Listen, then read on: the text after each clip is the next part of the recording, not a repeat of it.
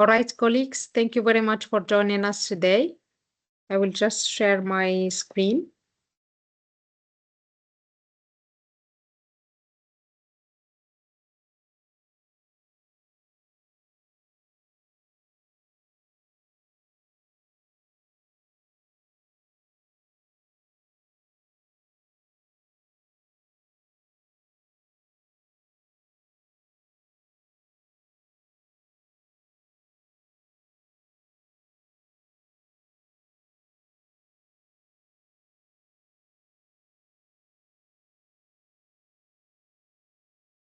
Could you please confirm if you see my screen?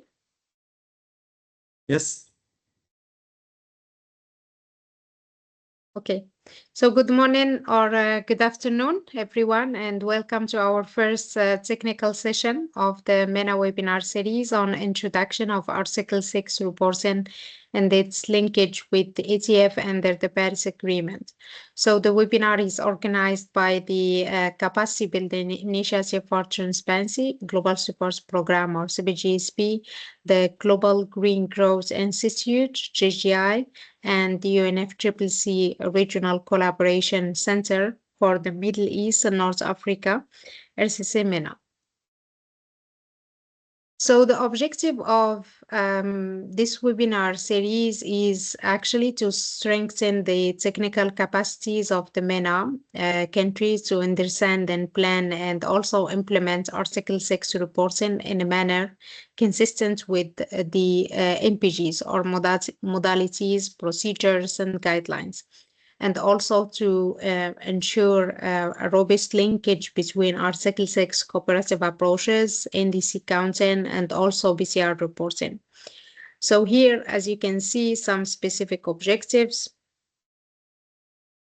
So before we begin, let me just briefly introduce the structure of this MENA webinar series. So this series from today, 25 to 26 November, consists of 2 workshops, each building on the previous one. So workshop 1, this is what we are starting today. It will focus on integrating Article 6 reporting under the MPGs. And then the workshop number 2 will take place tomorrow and will focus on the foundations of Article 6 reporting, the initial report, the annual information, and the CARP. All right, so today's workshop will focus on building the foundation for Article 6 reporting. It aims also to introduce the key reporting requirements under Article 6, explain how Article 6 information is linked and integrated into the ETF and BTR, and also provide an overview of cooperative approaches and reporting pathways.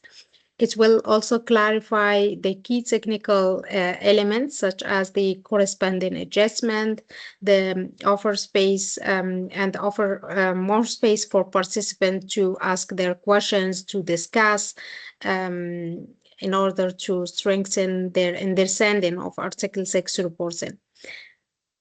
So this is just the a quick overview of our agenda for today. So we'll start with the opening remarks, followed by session 1, which will cover introduction to Article 6 of the Paris Agreement.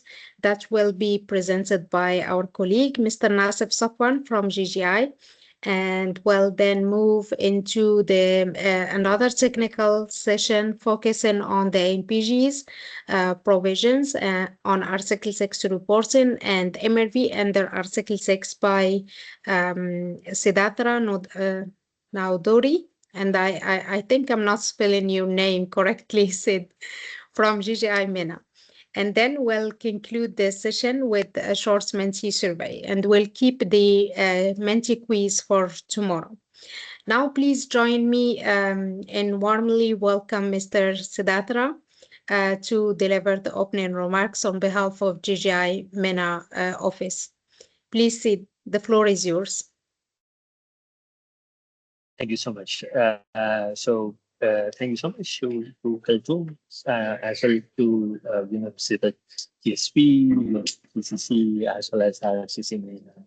and all the participants as well to join us. I'm sorry, I'm on the road, so if you call, you hear some noise, you always excuse me. Uh, so first and foremost, this is kind of one of the long discussed kind of events that we've been planning, and with obvious understanding that right now all the world is on the cusp of, on the NDCs have been submitted now. The first BTRs have already been on the road. A few countries who are still preparing them, but then once the second BTRs are already all at the doorstep, it means that we need to start preparing them and get the kind of data and information. And we also come across quite a bit of our participating members in all our partner countries who have these burning questions.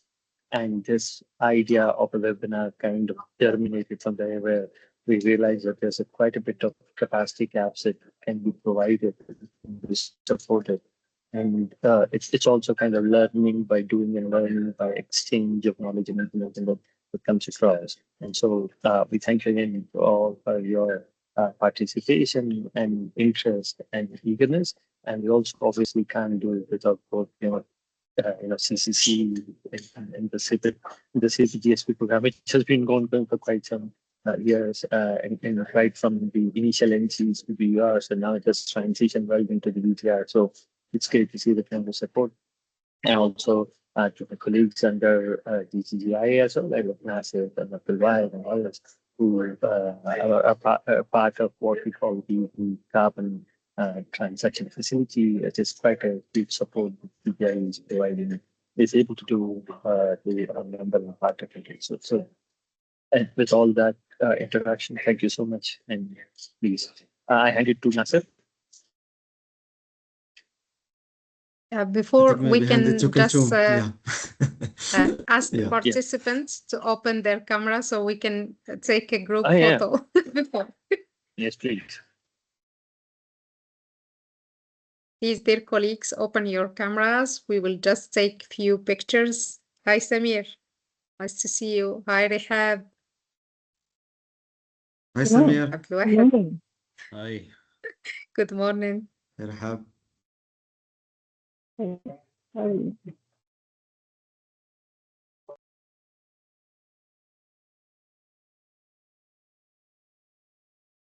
Just bear with me a few seconds.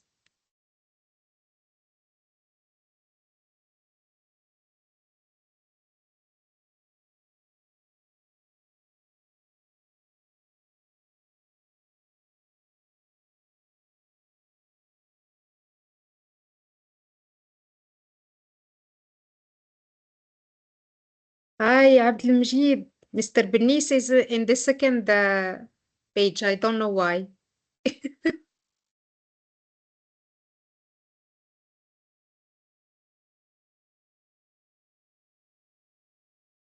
I see also Mr. Boucham. Natalia, it's nice to see you. Hi, Kulthum. Okay. It's Hi. very mutual. Hi, it's Madame Fatiha, right? Nice to Yes. see you. Nice to see you too. All right. For now, I handle it to Nasif. Nasif, the floor is yours. Take your time. Thank you. Thank you, Kulthum. I think we are on schedule as the presentation will last 10 minutes and we are now 10 minutes. So I think I have my full 35 minutes presentation. Let me just share my slides. Oh.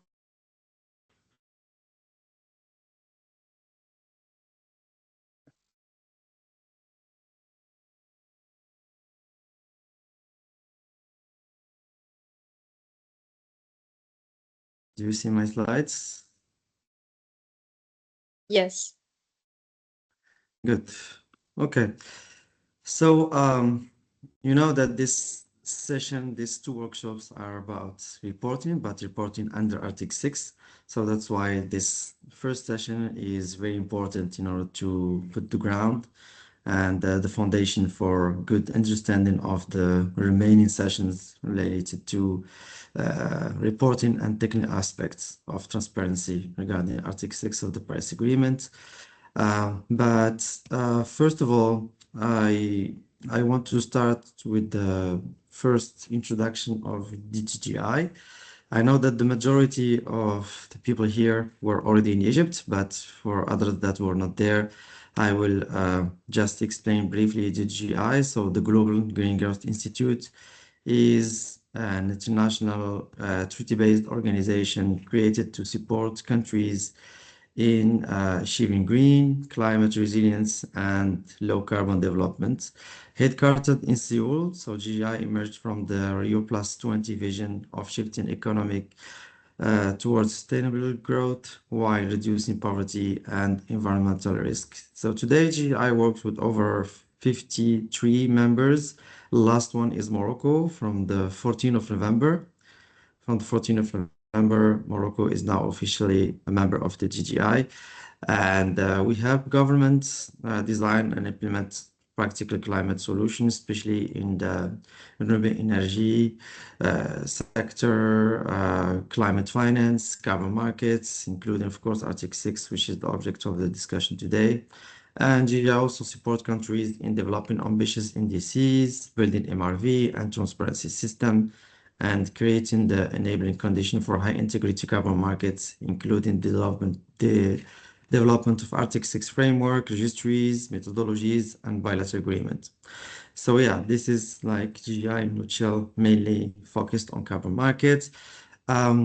So our experience in the world regarding carbon markets is huge. We work in more than 15 countries, now 17 countries that we are operating in carbon market through different type of programs, mainly focusing on capacity building, preparing the ground for the governance framework, the Article 6 readiness, and also developing mitigation activity pipeline. Yeah, so this is introduction from myself. So my name is Nassif Safwan. I'm the carbon market Arctic 6 lead of the MENA region based in Morocco, supporting the government of Morocco in what have been said earlier, which is to support the government in activities related to carbon market. This is just for you a small Arctic 6 explainer.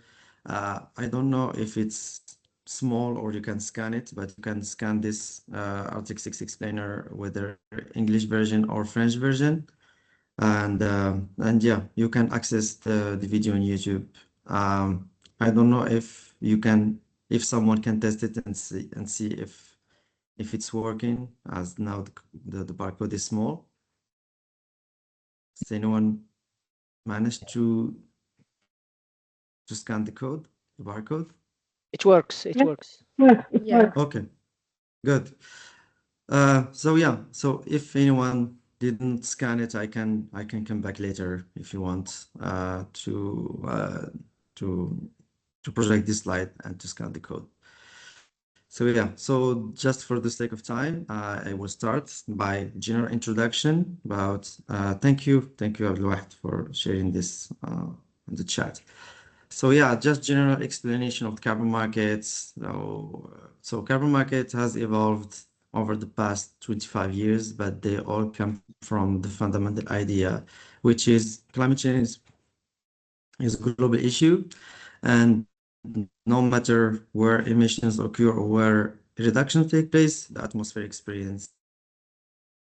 So historically, carbon markets were mainly compliance-based, as mentioned here, regulated markets, and this is created by government to regulate emissions, such, for example, the EU ETS, Emission Trading Scheme, or national scheme, as the one in Australia here in the slide, and or subnational system like in China. So these markets are designed to meet legally binding climate targets. And in parallel, we have also the international carbon markets under the INFCCC, under the Kyoto Protocol. This include mechanisms like the CDM, Clean Development Mechanism, and joint implementation. But since 2015, with the Paris Agreement, we have entered a new era with this Article 6, which allow countries to collaborate and trade mitigation outcomes to raise global emissions. So this slide shows the shift from traditional allowance-based system toward the broader international architecture that includes credits, offsets, and voluntary cooperation under Article 6. But we are going to go deeper into details in the next slides. On this slide, we introduced the basic principle of carbon markets. So carbon credits represent 1 metric ton of CO2 equivalent that has been reduced or avoided, and this reduction must be certified. So here we use a simple example with few suppliers. Each supplier has a performance standard shown by the dotted line in blue. If a company emits less than the standard, for example, by blending biofuels or improving efficiency or whatever solution they manage to achieve, it generates surplus reductions. So these reductions become credits that can be sold to other actors. On the other hand, suppliers that emit above the performance standard must purchase credits to compensate for the excess emission. So the carbon markets create a financial incentive for low carbon performance while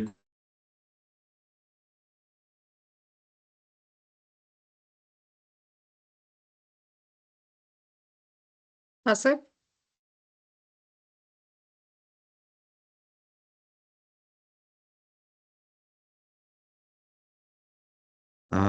I think I lost internet.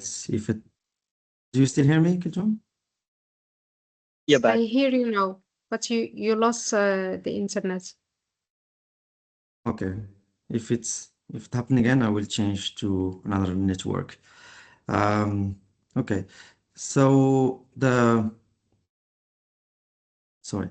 So here we already mentioned briefly, but under the Paris Agreement, so all countries have climate target to reach under the Paris Agreement. But I think that everyone knows that. So in the Kyoto Protocol era, targets for only were available for Annex A country, which is developed countries, and other countries didn't have any targets.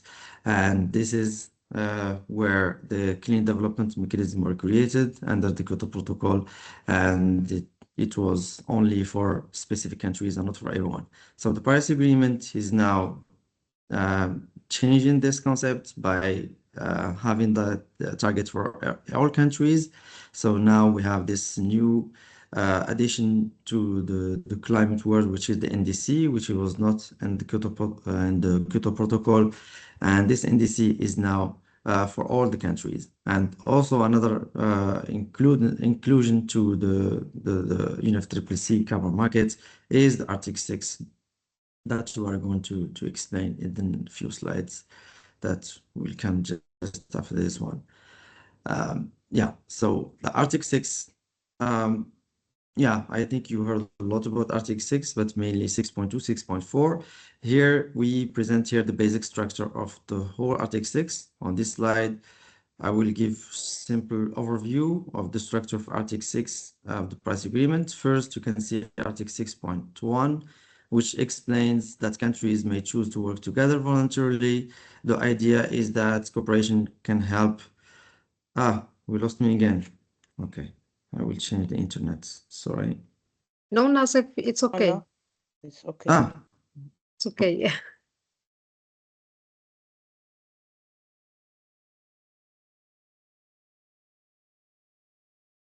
Okay, I changed the network and I think it will not happen again. So is it good now? Yes. Yes. Good. Okay. Okay. So it was only you, Sid. Okay. So the idea is that cooperation can help countries reach higher climate ambition and support sustainable development. Article 6.2, which is the most famous article, is about accounting rules.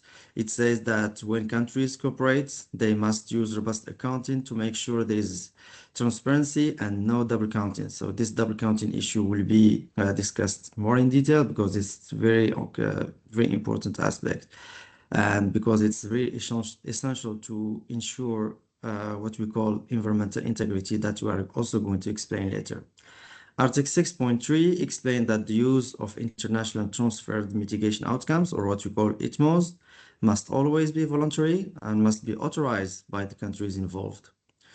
For Article 6.4 to 6.7, this only described the new mechanism governed by UNFCCC. This is the successor of the Clean Development Mechanism, but under the Paris Agreement. And finally, the Article 6.8, which is not really famous, but it's also a very important article because it covers no market approach for countries that want to collaborate and cooperate without using market instruments. That will include, for example, technology change, capacity building, and result-based finance. Yeah, now we are going to deep dive into the Article 6. So under the Paris Agreement, all countries must now prepare, as we explained in the previous slides, that what we call the National Determined Contribution, or the NDC. This means every country has a climate target, not only a specific group of countries, as it was under the Kyoto Protocol. Now everyone is involved. And Article 6 is the part of that Paris Agreement that explains how countries can cooperate to meet these NDCs. And Article 6.2 gives guidance to countries on how to work together and how to account for the mitigation outcomes that are transferred between them. And this is the basic for carbon trading between countries. Article 6.4, however, creates a new international carbon crediting mechanism under the UNFCCC, as I explained before. And this is what we call the replacement of the old Clean Development Mechanism from the Kyoto Protocol. And yeah, this mechanism will generate emission reduction that countries or companies can use. Article 6.8, as also already explained, cover no-market approach, which are the form of cooperation that did not or don't involve carbon trading or transaction. And it's something like capacity building, technology transfer, and yeah, overall Article 6 help countries meet their NDC at lower cost and support higher climate ambition. So this is the basic role of the Article 6. So on this slide, we see the three main parts of Article 6, but now with more visual explanation. So first on the left, we have the cooperative approach under Article 6.2. As explained earlier, this is when two countries work together through bilateral agreement, and the host country can transfer mitigation outcome, which is called ITMOs, to the acquiring country, usually in exchange for financial support or other cooperation. In the center, you see what we call now the PACM, Paris Agreement Crediting Mechanism. And this is the new UN supervised crediting mechanism that replaced the Clean Development Mechanism. And the UN system issued the units, and this unit can be transferred to another country. Finally, we have the 6.8, and yeah, already explained. So I will just come back again to say that Article 6.2 focused on international transfer. Article 6.4 provide UN-run credit system, and 6.8 support cooperation without market. So yeah, I put 3 slides on this because it's very important, and this is why we are going through the reporting later, because all these aspects should be monitored, and also the reporting should be very clear to ensure that we have achieved the information integrity requested by the Paris Agreement. But we are going to go deeper into that later. So yeah, just for you to have some key players or elements of Article 6. So on this slide, you can look to the main actor involved in Article 6. First, we have, of course, the host country, and this is the government where the activity take place and where the emission reduction happens. So then we have the acquiring party. This is the government that buys the credit or the ITMOs coming from the activities. And we also have the activity participant, which can be project developer, company, or any institution that designs and implements the activity on the ground. And next is the designated operation entity, and this is also very important. We call them DOEs, and this is the independent validator and verifier that checks the project and confirms the emission reduction. And of course, we will not have the same DOE for the validation and verifier. It should be 2 different institutions to ensure transparency. On the Article 6.4 side, we also have the supervisory body, which oversees the Article 6.4 mechanism and provide guidance. And each country also has the what we call the designated national authority, DNA, and this is the focal point that managed Article 6 in the country for both host and acquiring party. We also mentioned the Arctic 6 strategy. This is, yeah, not mandatory, but this is very important because it's referred to the national rules and procedure that the host party and also acquiring party put in place to manage Arctic 6 activity to prepare the ground for transaction. Because the rules are there, but the country should also do a lot of effort in preparation. And that's why, as I explained in the first slide, GI, for example, work on readiness in order to prepare these countries to be ready and put in place the Arctic 6 strategy, roadmap, frameworks, and all that is necessary in order to put in place the Arctic 6. And finally, we have the ITMO, which already explained before, which is the internationally transferred mitigation outcome, which is the emission reduction or removal transferred from the host country to the acquiring party. So this is basically, yeah, the most famous actors and players in the Arctic 6. Here is an example. Article 2 is part of the Paris Agreement that allow countries to collaborate to reduce emissions, and it worked through the transfer of ITMO, I explained, which means that in simple terms that one country carry out, for example, a project that reduce or remove the greenhouse gas emission, these results can then be transferred to another country. In return, the host country receive financial support or another type of benefit. And below we can see a simplified project cycle. First, the project is implemented to reduce or remove emissions, for example, renewable energy or energy efficiency projects. And second, the emission reduction are measured compared to an agreed baseline through methodology whatsoever. And the third, an independent third-party verifier can be there in order to verify the emissions. And finally, the reduction can be transferred or sold to the buyer country or entity. And this process allows countries to achieve their climate target in cooperative way while also bringing investment to the host country. So this is the main benefit of Article 6 is to bring investment into host country and also improve the achievement of NDC by having the lowest cost emission reduction project around the world. Here's some very important vocabulary of Article 6. ITMO we already explained, but the remaining four are also very important, also mentioned by Kiltum into the introduction, which is corresponding adjustment that you are going to explain, but I think Sid is also going to deep dive into that later.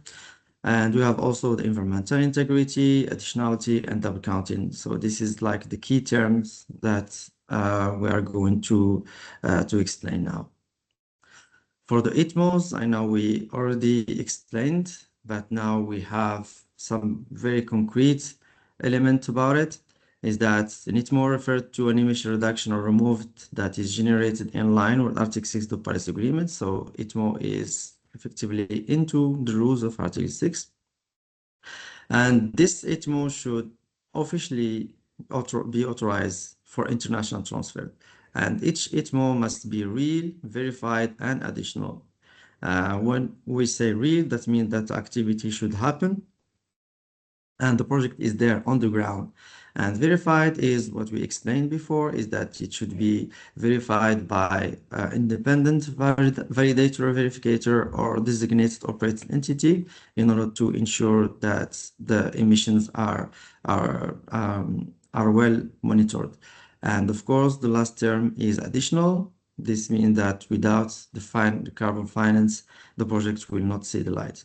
And ITMOs are measured in metric tons of carbon dioxide equivalent or any other non-GHG metric that are consistent with the NDC of the country involved. So it could be even megawatt hour, it could be whatever options. It depends on the country and what they put in their NDC. And especially they should also check with the buyer country or the acquiring country if they are using the same metric. But 90% of the time, ITMOs are measured in metric tons of carbon dioxide equivalent. And this ITMOs should also represent mitigation that occurs from 2021 onward, because before it was the Kyoto Protocol. And ITMO can come from an Article 6.2 cooperative approach, where the mitigation outcome is authorized for use toward another country NDC, or from emission reduction issued under the Article 6.4 mechanism. And the party might also authorize ITMOs for international mitigation purposes, or what we call OEMP. And this is, for example, some schemes like Corsia for civil airlines. Yeah, so this is basically the most important information regarding the ITMOs and the conditions as stated in the rules. This slide shows how typical Article 6 transactions work from start to finish. So on the left, you can have the host country where the mitigation activity takes place. So project developer in the host country implement an activity that reduce or remove emissions. So these reductions are then measured, verified, as we explained, and converted into what we call mitigation outcomes. So once the host country decides to authorize this outcomes for international transfer under Article 6, they become ITMO, as we explained in the previous slide. So the ITMOs are transferred to the buyer country through bilateral agreements. If we are in 6.2, the countries should sign what we call bilateral agreement, legally binding, in order to start collaboration together.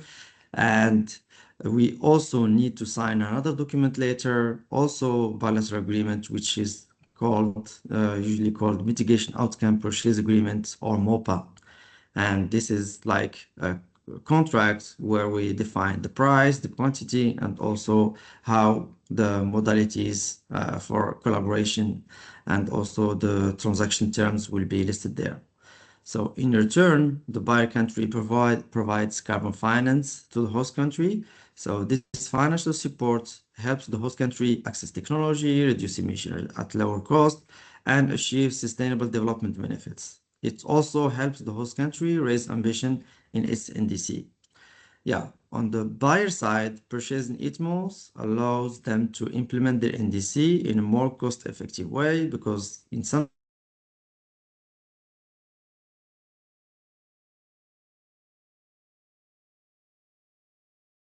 We lost you, Nasser.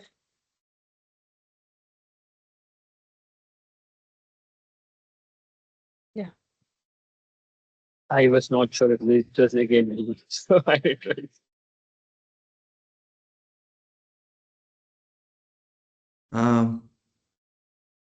I think that I lost internet. Can you hear me? Yeah, now we can hear you. Okay. I don't know at which time it stopped. When you were explaining the buyer country. The buyer country. Okay, so the buyer country purchase ITMO allowed them to implement their NDC in a cost-effective way. And I was explaining that if the buyer country wants to reduce emission internally inside their country, it will mainly cost a lot.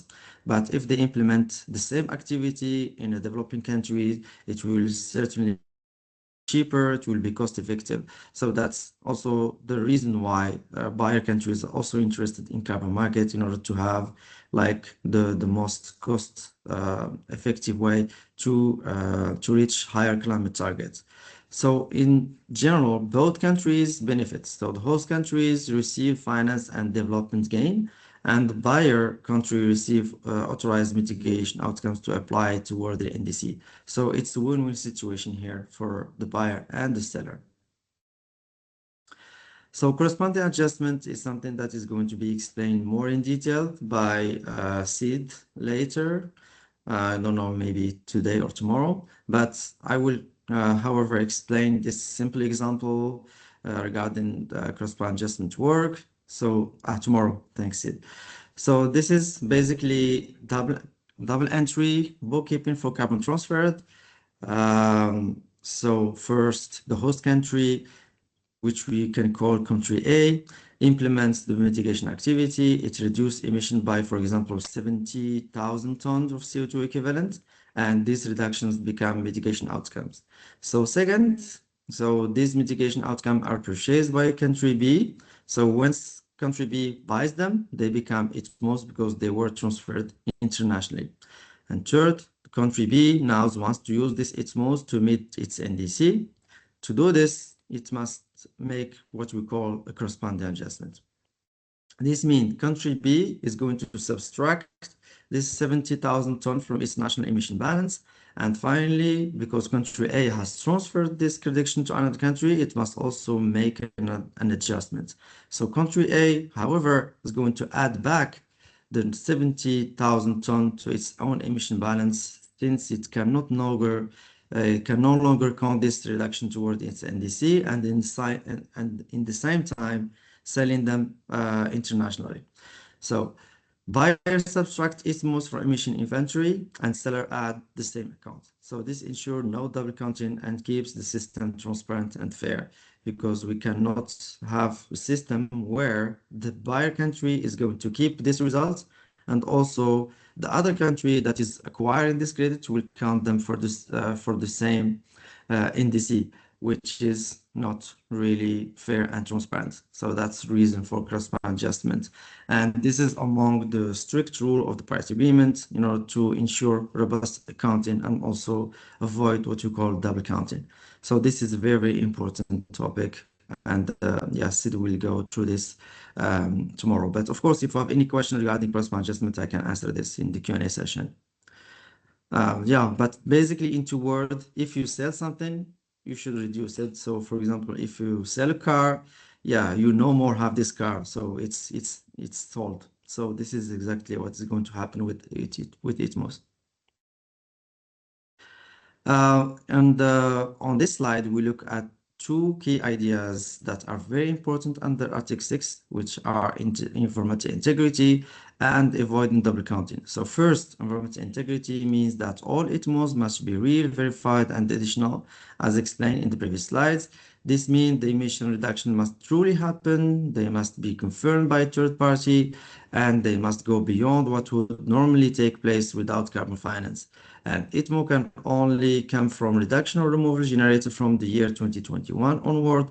And we also check financial additionality and use conservative baseline to make sure that you are not overestimating the reduction. So that's why methodologies are very important. That should also be robust in order to calculate the baseline, which we are starting to calculate the gap. And this is going to be explained in the next slide. So for every ITMO, both countries must apply cross-plan adjustment. As we just explained, this ensures that the same emission reduction is not counted twice by both the host country and the buyer country. So once the host country transfers an ITMO,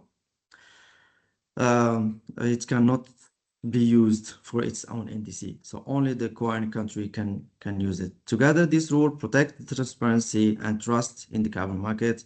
And this is not what was in the previous carbon market protocol because we don't have this cross-plan adjustment. And also the main difference also with the voluntary carbon market that we don't have this kind of robust rules for stricter accounting related to environmental integrity. So additionality, we explained briefly in the previous slide, but on this slide, we explained the idea of additionality with their different aspects. So the main question is very simple.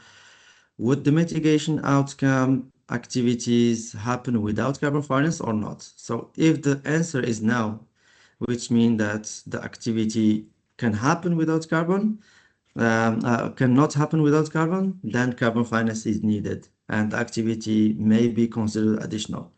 So there are 3 types of barrier we look at. So we have first, which is the most important for us, and 80% of the project will be assessed true financial additionality, which means that the activity is not commercially viable on its own, and without carbon finance, the project would not be able to start or continue or implement it. So this is the most important one, to be sure that the project is not profitable, if we can simplify the wording.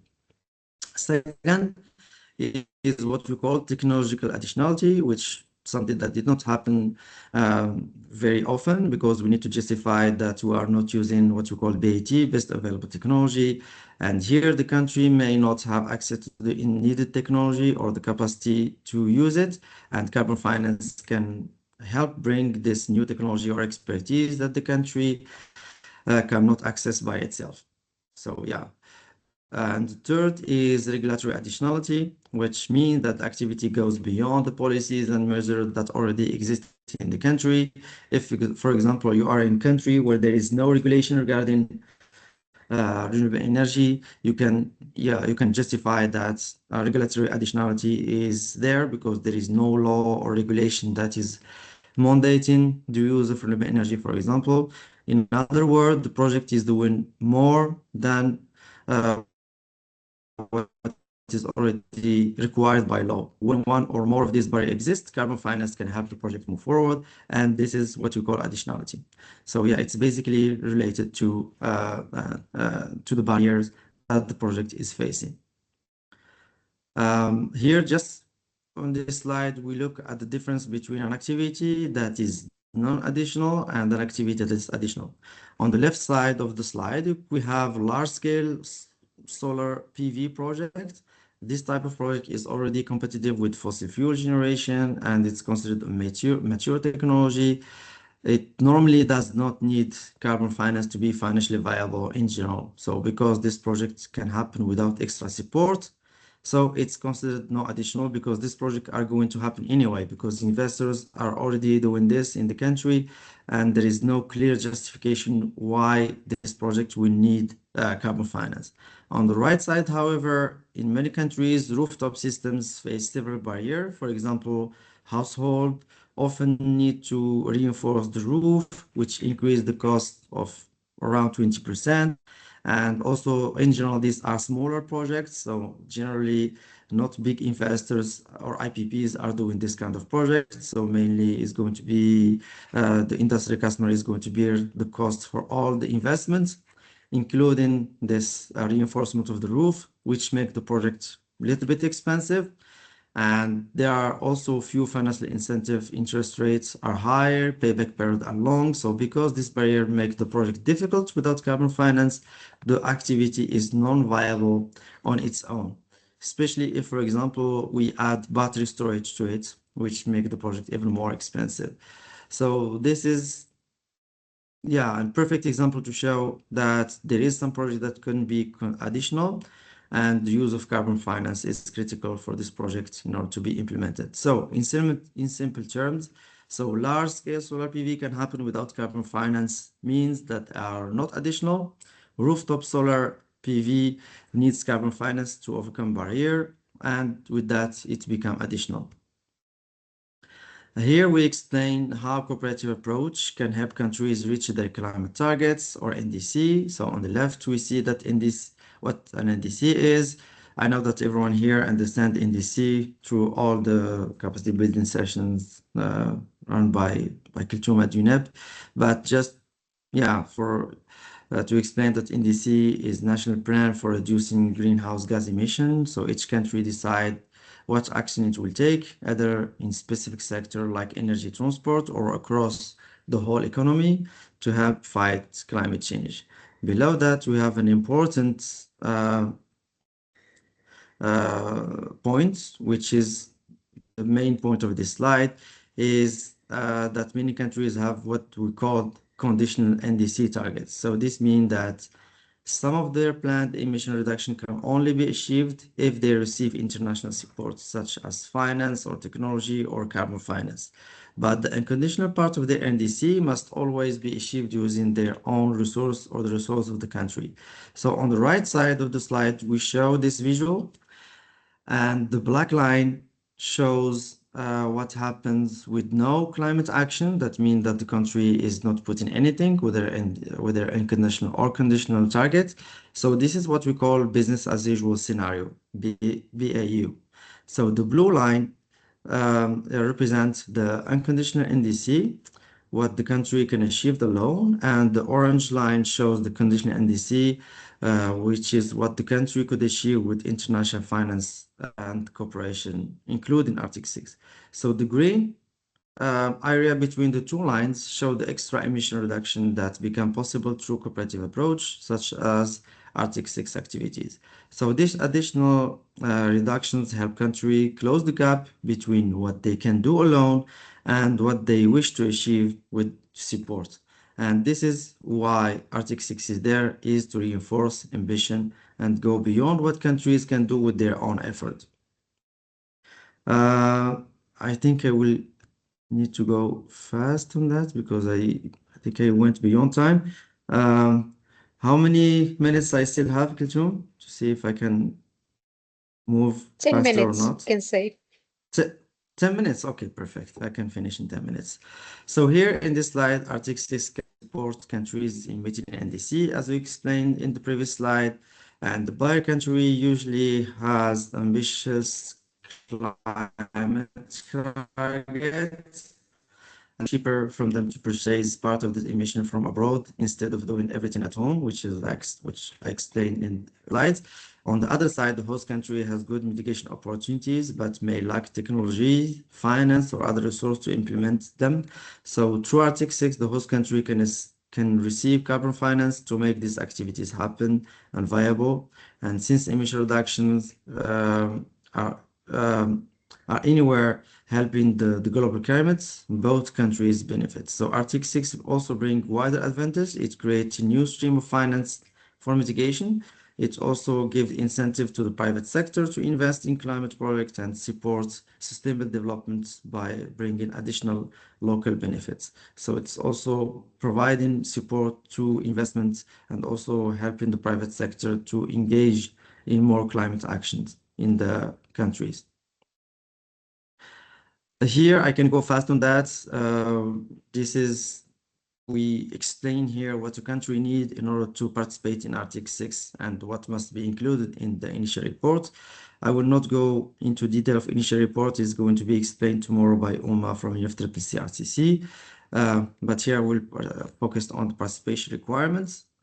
So a country must be, of course, a party of the Paris Agreement, and it must prepare, communicate, and maintain an NDC. This is very important in order to participate in Article 6, because if you don't have an NDC, you cannot do the accounting, you cannot do the corresponding adjustments, and this is like a very important condition in order to participate in Article 6. But yeah, we know that all countries submit their NDCs, almost, so I think that this is not a very complicated condition. So the countries need also a system in place to authorize the use of ITMOs for achieving its NDC and system to track these ITMOs. And this is also very important because the country should put in place the regulation, the methodologies and the governance institutional arrangement in order to have a clear process of the authorization of ITMOs. And this is exactly what happened, what is very complicated, as the last technical that have been done mentioning that it's something that is very complicated for countries, and the majority of countries that are collaborating with Switzerland, for example, did not have in place. But anyway, this is something that is the most difficult part of the participation requirement, is to have this regulation and modalities in place to have and to track the ITMOs. And the country must have submitted its most recent national GHG inventory report. So this is systematically done by countries, so there is no problem with that. And finally, participation in Article 6 must support implementation of the country's long-term low-emission development strategy if it has submitted one. So it's not really a requirement or mandatory. And if it has submitted one, and it's going to reinforce the position of the country because they have this long-term vision.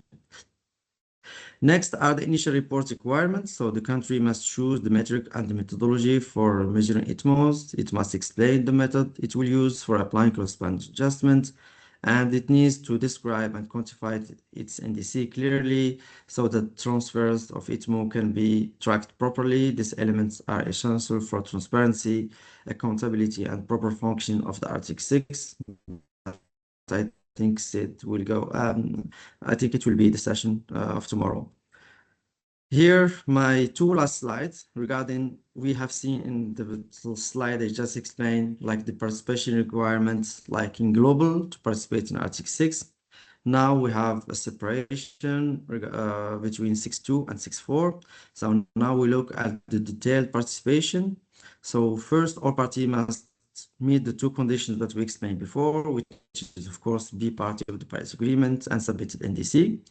And Article 6.2 requirement under 6.2, a country must also have arrangements in place for authorizing the use of ITMO. This is very important. This is what I explained as maybe the most difficult part of the article of the participation requirements, and also to have arrangements in place to track the ITMO. So the country should have either a national registry or have access to an international registry, whether through the secretariat or an international registry with other partners or registries that are available like UNDP or the World Bank. And the country should submit their GIG inventory that we already explained, and also show that participation contributes to the implementation of NDC and its long-term strategy, if available. And there is flexibility for these development countries and small island development states, but we're not going to go into the detail now. So Article 6.4 requirements, however, are more stringent because we need to have, the country should have a designated national authority, DNA, and formally notify UNFCCC Secretariat. So I think more than 80 countries have already submitted this DNA designation to UNFCCC, and also publicly indicate how Article 6.4 mechanism contribute to sustainable development, indicate the type of project it's interested in approving, and this can be shared as a positive list or just share with the Secretariat. You can just go to the UNFCCC website and you can see all the countries that submit this templates, including the type of project that the country is willing to work in related to 6.4. So countries must also provide information to the supervisory body, including the baseline methodology approach, requirement for additionality and crediting period, and any rules for renewal. So all this should be prepared, but the majority of the rules regarding 6.4 are centralized by the Secretariat, and the role of the host country is basically to check if the project is aligned with national priority, and also to approve the project before the Secretariat can issue the credits, which are called Article 6 ERs. This is yeah, I don't know if I will have time to discuss this, but yeah, briefly, to make Article 6 work in practice, countries need to take few key readiness decisions. For example, this decision can create the basic system that allow ITMO to be generated. So the first decision is to establish clear eligibility criteria and trade parameters. That means define what type of mitigation activities are allowed, what rules they must follow, and how transactions should be carried out. So the second decision is to set up the national framework, which is very important for processing requests and approving transferred. Countries need to structure a process so that the project developer can submit requests and the government can authorize ITMOs in consistent and efficient manner and be consistent with the participation requirements as I explained in the previous slide. So the third readiness element is to establish the registry for ITMO transfer. Registry is essential for tracking the issuance, transfer, and use of ITMO, and this is also mandatory. And this because it's going to allow us to avoid double counting. But it's not mandatory to have a national registry. We can use the on the market or wait for the international registry to be available. So we have the international registry under the 6.2, and we have the mechanism registry under 6.4. So finally, countries need a bilateral framework agreement. So this agreement defines the purpose, principle, and general rules for cooperation between two countries. And together, these four elements create the foundation that countries need to operationalize Article 6 in transparent, efficient, and internationally compatible way. So this is basically the like brief summary of the readiness that can prepare in order to be ready for a transaction under Article 6. So this slide shows how Article 6 creates a structure for international carbon trading. So the key idea is that different carbon mechanisms can feed into Article 6, but only some routes generate ITMOs. On the left, we see four possible sources of emission reduction, which include international mechanisms like Article 6.4, independent standard like VCS or gold standard, or VERA or bilateral scheme like GCM and national mechanism. So all of these can generate verified emission reductions. So from there, the host countries has two options. So if the country authorizes the units, they necessarily become ITMOs. So when the host country gives authorization, the reductions can be transferred internationally as ITMOs. And these ITMOs may be used for another country NDC, voluntary carbon markets, of course, yeah, they leave the host country accounting, a corresponding adjustment is required. If the host country does not authorize the units, so that means that no ITMOs. So if the reductions are not authorized, they stay within the host country system. They can still be used, such as in domestic carbon markets or result-based climate finance, but they cannot be transferred internationally, and no corresponding adjustments apply. So overall, Article 6 creates a clear distinction between internationally transferred mitigation outcomes ITMO that required adjustment and all other reductions that remain purely domestic. This framework is what allows transparency and avoid double counting. So here we can see different type of options. I don't want to go into details of 6.4 MCU mitigation contribution unit, but this is just what we can retain from this slide is that the authorization of the country is the most important step in order to have a credit as an ITMO or not ITMO. I think I will skip this slide for the sake of time. So here also I will skip this one just to show, for example, the type of countries that signed the agreements, whether they are MOUs or bilateral agreements. And just important information here is that Article 6 market value financial flow could exceed 1 trillion per year in 2050, which is like very big market that is going to be created here. Maybe these two slides are important to explain the Article 6.2 activity cycle and 6.4, and with that I will stop. So if you can bear with me for 2 or 3 minutes to go through these two last slides. So here we have the full activity cycle of Article 6.2. So this graphic shows the different steps involved when a mitigation activity is turned into ITMO and transferred into another country. So the cycle starts on the left with screening of the proposed activity. You can see that it's optional steps, but it's preferably to do that. And this is also helping the country to quickly assess if the activity is suitable with Article 6 or not. So next, the activity participants prepare two main documents. First is the main, so which is the mitigation activity idea note, which was called before the PIN, which is the initial idea notes, and then the MAD, which is mitigation action design document, which contain all the detailed technical information needed for the host country and for validation. So after the MAD is completed, which is like the most complicated document in Article 6, now the role of what you call the DOE, designated operation entity, to enter here, to perform the validation, to check whether the activity meets all the requirements. Once validated, the host country can approve the activity. And approval is essential because without it, the ITMO cannot be generated or transferred. So depending on the national system, the activity may then be registered. When I say registered, that means it's going to be put to national registry or whatever the country decide as national registry. So yeah, this activity is then implemented and monitored by the project developer. And once the monitoring data is available, the DOE come again to carry out what we call the verification. And now we are going to check if these emission reductions are real, verified, and this is the main role of the verification process. So after verification, the host country may choose to issue the ITMO.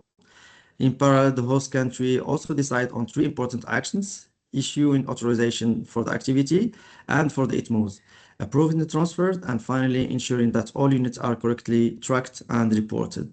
So together, these steps from the complete Article 6.2 cycle, from the first idea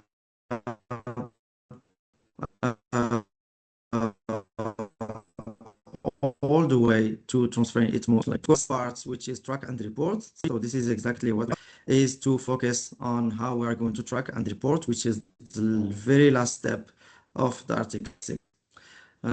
Yeah, and this is what is be discussed tomorrow. For 6.4, you can say that we don't have a lot of dots here because it's mainly mandatory steps. It's not optional compared to Article 6.2, where the government has some freedom to choose some options or not.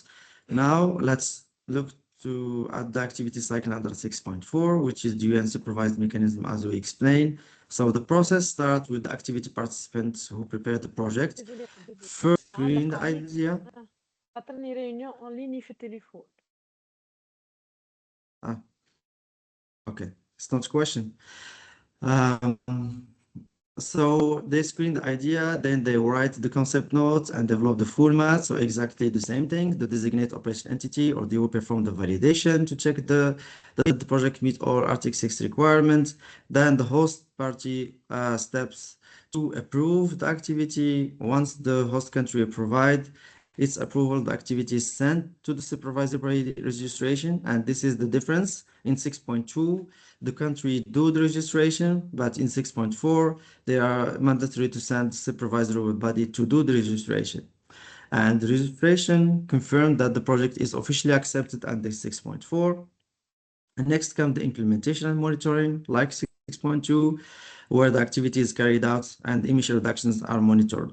When monitoring reports are ready, the DOE conduct the verification at 6.2 to confirm that the reduction actually happened. And after verification, the supervisory body come again to issue the Article 6 emission reduction, which can then follow the steps. If the host country decides to authorize, it will be ITMO, or if they decide to transfer, tracking and report, some steps are optional here, depending on the type of activity. But overall, the cycle ensure that R6.4 credits are high quality, verified, and supervised directly by DNFCCC. You see that 6.4, we have the supervisory body here, but in 6.2, we don't have it. So, and almost all the steps here are mandatory because it's centralized system. So I think I will stop here. I think I covered all what is going to be needed under Article 6, and sorry for the It's okay, Nessa. Thank you very much for the informative session. It was great. We have a couple of questions here in the chats. I think Sid already managed and address all of them. We still have only two. When the country should go with Article 6.2 vis-a-vis Article 6.4, does it have to do with private sector involvement? Yeah, it's a question that can be answered differently because the country can go both sides, can go to 6.2 and 6.4. In 6.4, if as it's centralized mechanism by the UN, that means that if the country has modalities in place to authorize and to track ITMO, that means that the private sector or whatever entity interested by 6.4 can start working on that because the methodology is standard and everything is fixed by the secretariat That means that they can start immediately if they have the necessary knowledge of methodologies available and everything. So the only condition is to have these modalities for authorization that should be implemented in the country. For 6.2, it's slightly different because it's something that is going to depend on the bilateral agreement signed by the country. So if we imagine private sector that want to collaborate under 6.2, they should absolutely check with the country if they have any bilateral agreement signed with with another country, which would be like the acquiring country or buyer country, and they should be in the scope of collaboration established between the two parties. So yeah, you can go and to 6.2, 6.4. 6.4 is easy. The countries don't have a lot of impact because they only need to have modalities in place to register and track to track ITMOs. For 6.2, the country will have more more engagement as they are the one who's going to sign the bilateral agreement, and the private sector should be in the scope of this bilateral agreement signed between these two countries. I hope this answers. Yeah, thank you very much, Nasif. We have a second question from Imad. Can country A sell ITMOs to country B even though if it has not met its own mitigation targets? This is very important question, and this is the situation that everyone is fearing, is that when you don't have robust accounting in place, you can sell a lot of credits, and by that you are going to penalize your own ambition, and that's what we call overstanding risk. And there is no one that is going to tell you not to sell credits, but you are going to be criticized later if you sell a lot of credits and you didn't achieve your, for example, your unconditional target of the NDC. So you should do what we called strategy for corresponding adjustment, and the country should do also another strategy related to overselling risks in order to know exactly what type of credit they should sell and the quantity that is going to be allowed, and also to have like a close follow-up of the NDC progress to know exactly where we are in terms of achieving our of the target, and also if they can also do what I explained before, which is positive list and negative list. So when the country define that, that means that they're defining positive lists, which is the projects that are going to be eligible for a trade, that the country is not going to do them, and keep the projects that are easy to implement, they are cheap, to keep them for their own NDC. So all these strategies will allow normally the country to not be in this situation, but to respond strictly to the question, no, nobody is going to say to you that you cannot sell credit, but you should be aware that there is some consequences if things are not done correctly through the strategy I just explained. Thank you very much, Nasif. I see that we have two hands raised. Amr from Egypt, Amr Abdelaziz from Egypt, and Sid. Sid, do you want to add any additional answer? Yeah. Yeah, exactly. So very quickly, Mr. Amil, with your kind permission, I just wanted to add to what Nasir was saying, that I know, like, obviously, there's not going to be any review of that. That's also part of what Alpha made. There's neither the technical review of the Article 6 systems nor the BTR nowhere else are the country going to be criticized. However, as Nasir said, the criticism will be on how the action is being taken. So it's also the conditional and conditionality of it, and also defines in how. Because, but then definitely saying like everyone understands the requirement for climate science, and Article 6 is one of the key instruments that has been instituted to create that kind of carbon credits. So the criticism will be in not that if the country is selling or not. It's the question of what kind of technology, what kind of solutions that it is putting up on the market. And as Nancy was saying, the strategies, either your NDC or your long-term low-emission development strategies or your NDC implementation plan, all of these sorts of things are what will help you in making that and taking more informed judgment. For example, there could be a MAC curve, the marginal investment cost curve that you could create to evaluate which of these technologies will give you more benefit. However, as Nasir said, either through a positive list or some sort of criteria settings that you say that these technologies are things that you can do with your own, or these are the ones which you would require additional finance for. Thank you. Thank you very much, Sid. And now, please, Amr, thank you very much for joining. The floor is yours. I will scope first. Good morning. Thank you, Kulthum. Good morning. Nice to see you. And Nasif, of course. Nice to see you, Nasif. I Nice have to just see you. arrived from Brazil yesterday. It was a so long journey.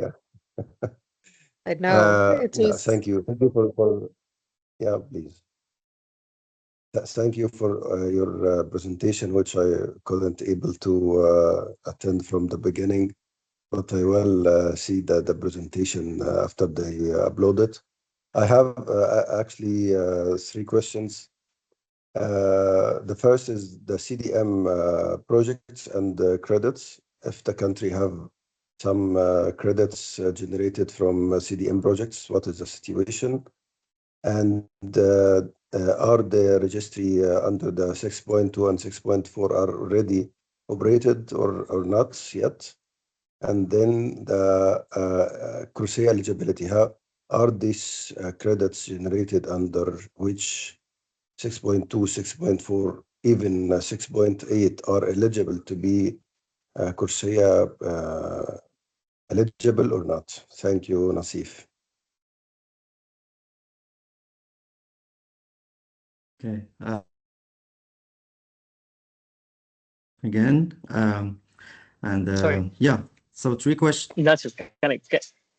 I take a first stab at those and then maybe but then also I think this is something that the RCC once they join will be able to to give you more concrete guidance on it.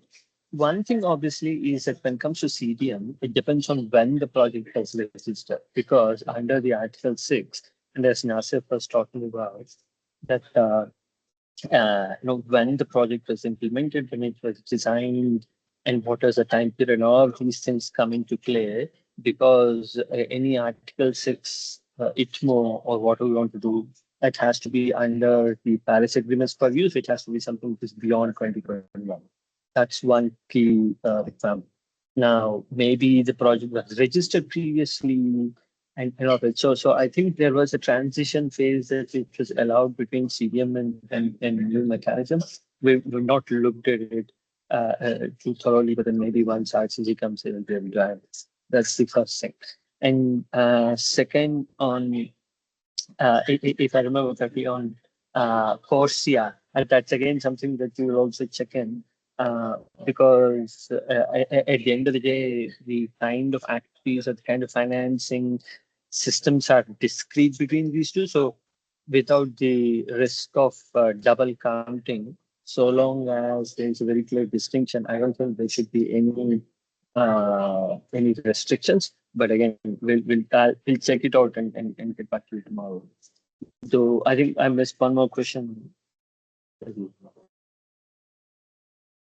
Thank you very much, Sid. Donc, we still have two questions from Ahmed first. According to the ITMOs life cycle, the transfer of these ITMOs take place after they have been verified, and then does this mean that the host country only receives financial support after the project has been completed? Sorry. Let me first just come back to Omar. I don't know if we answer all the questions. Yes, please. Amr? I think So yeah, I will come back to your first question regarding CDM. So normally CDM transition was supposed to happen by the 31st of December this year, but I think that you were in COP and you see that it was delayed until the 30th of June 2026 to do the CDM transition to 6.4, basically because they are not ready yet for 6.4, but I will let Uma answer this tomorrow. But this is yeah, I don't want to speak on behalf of the Secretariat, but this is the situation now. And this type of credits, if we kept the deadline, which is the 31st of December, that means that 6.4 should be fully operational by January next year, which is not going to happen, as there is still something that we don't have included in the registry that you mentioned. So the mechanism registry is not ready, and many things that are not there. So we cannot do like the shift to 6.4 now. So it's now delayed until the 30th of June next year. So this is for the CDM. I think your second question related to Corsia. Or maybe it was your third question, Corsia. So maybe I will answer to Corsia first and maybe come back to the second question that I forgot. So ITMOs and Article 6.4 ERs are not automatically eligible under Corsia. So as I just explained, we still have no credit under 6.4, so it's impossible for Corsia to approve this. And also ITMOs, they still need to do some work in order to recognize this as option for Corsia, because ICAO applies its own approval process and no Article 6 program has yet been approved. So however, once the mechanism matures, Article 6 unit could potentially be supplied to Corsia. For now, ICAO and Corsia accepted many, like gold standard, VCS, ACR, and CAR for specific vintage from 2021 to 2023 for the first. I think we can still have credits that are going to come from Article 6. Can you just remind me for the second question? Yes, the registry, right. So the registry, I partially answered to that because we have two types of registries. So we have the international registry under 6.2, which is not operational. It should be, but it's not yet done. And Secretary will answer this to you tomorrow, I think, with more clarity. And we have another registry, which is the mechanism registry under 6.4, and this is a mandatory registry. So and this is also not really, as I explained when I start the explanation. And we both wait for these two registries in order to operate efficiently. For 6.2, we are not really forced to use the Article 6 international registry. We can use like national registry, or we can use some registries available on the market, like the one from UNDP or World Bank. But yeah, but if you want to have like very concrete registry and ensure what we call interoperability between the information or tracking of information, we should ensure this interoperability with the international registry. And when it's not yet ready, it's difficult also for countries to prepare national registry because we don't know exactly the requirements that are under the international registry. But yeah, please keep this question for tomorrow to have like the official feedback from the Secretary regarding that. But this is only my feedback regarding your question, Amr. Okay, Nasser, thank you very much. We still you, have Nasser. like 3 questions in the chats. I think we can move to the second session with I Sid, can answer the and question on the then answer. chat, and let's see. Yeah, you can answer yeah. the questions on the chats because we are over time, I think. Sid, Yes. over to you now for the second session. Thank you very much. Thank you, Thanks so Nasser. much. And again, I don't begrudge NASA, because Article 6 always is a very interesting and intriguing one. So thank you so much. I've also somebody asking me to save, but what I can do is share my screen. What I asked you to present it. Let's go.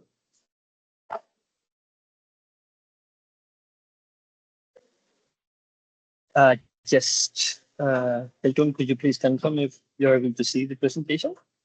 Yeah, we can see it, but you can put it in full screen, right? Okay, so Yeah, that's what's great. happening Okay. is that no, I will try to share the full screen. Better now, I guess. Yeah, now it's perfect. Yeah, thank you so much. So again, good afternoon, everyone. Thank you so much for joining me. As I've been kindly introduced, we're going to touch upon the what ITMOs and to BTR, and especially looking at kind of taking a step back and look at what the MPGs are. And I've taken the liberty of adding one more component, which is setting up institutional arrangements. I think that's something that would be quite helpful to the participants. A very quick introduction about as Nasif has already covered about GGI. As my name is said, I have been working with GGI for over nearly 8 years now. And before that, I was with the secretary working on again the same kind of BUR report. And before that, I've been working on that CDM mechanism first as a project developer, working on CDM projects, and then as a dual under the material. So I benefit a lot from that experience. So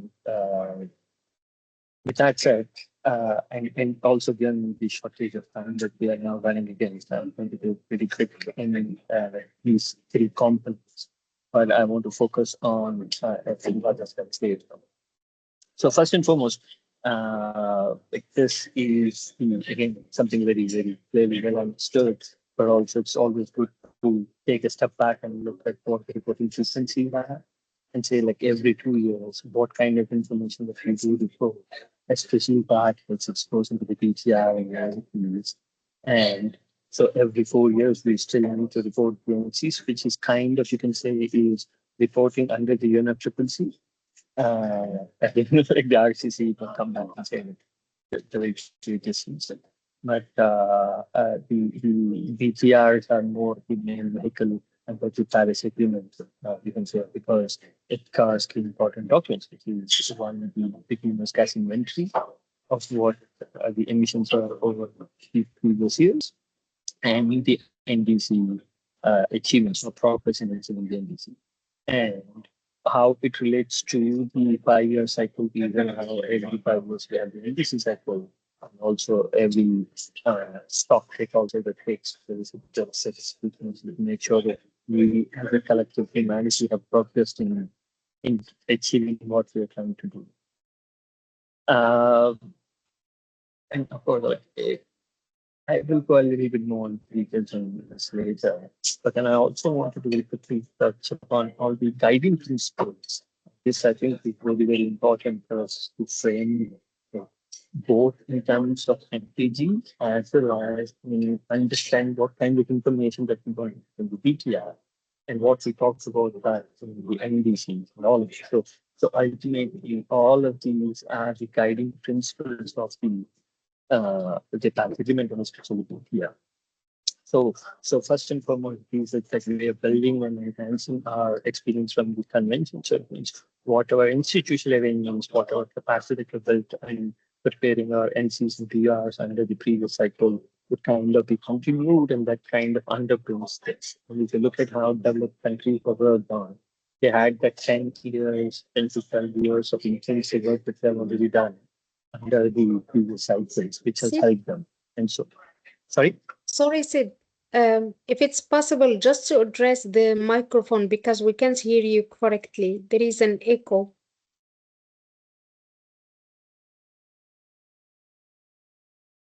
If it's There should not be a there should not be an echo from my end. Nasif, can you hear him? Hear Sid correctly? Is it just the issue with me or? Um, I thought that I have bad internet, so that's why I thought it was me. But if it's for everyone, I think it's Yeah, Fatiha is saying there is an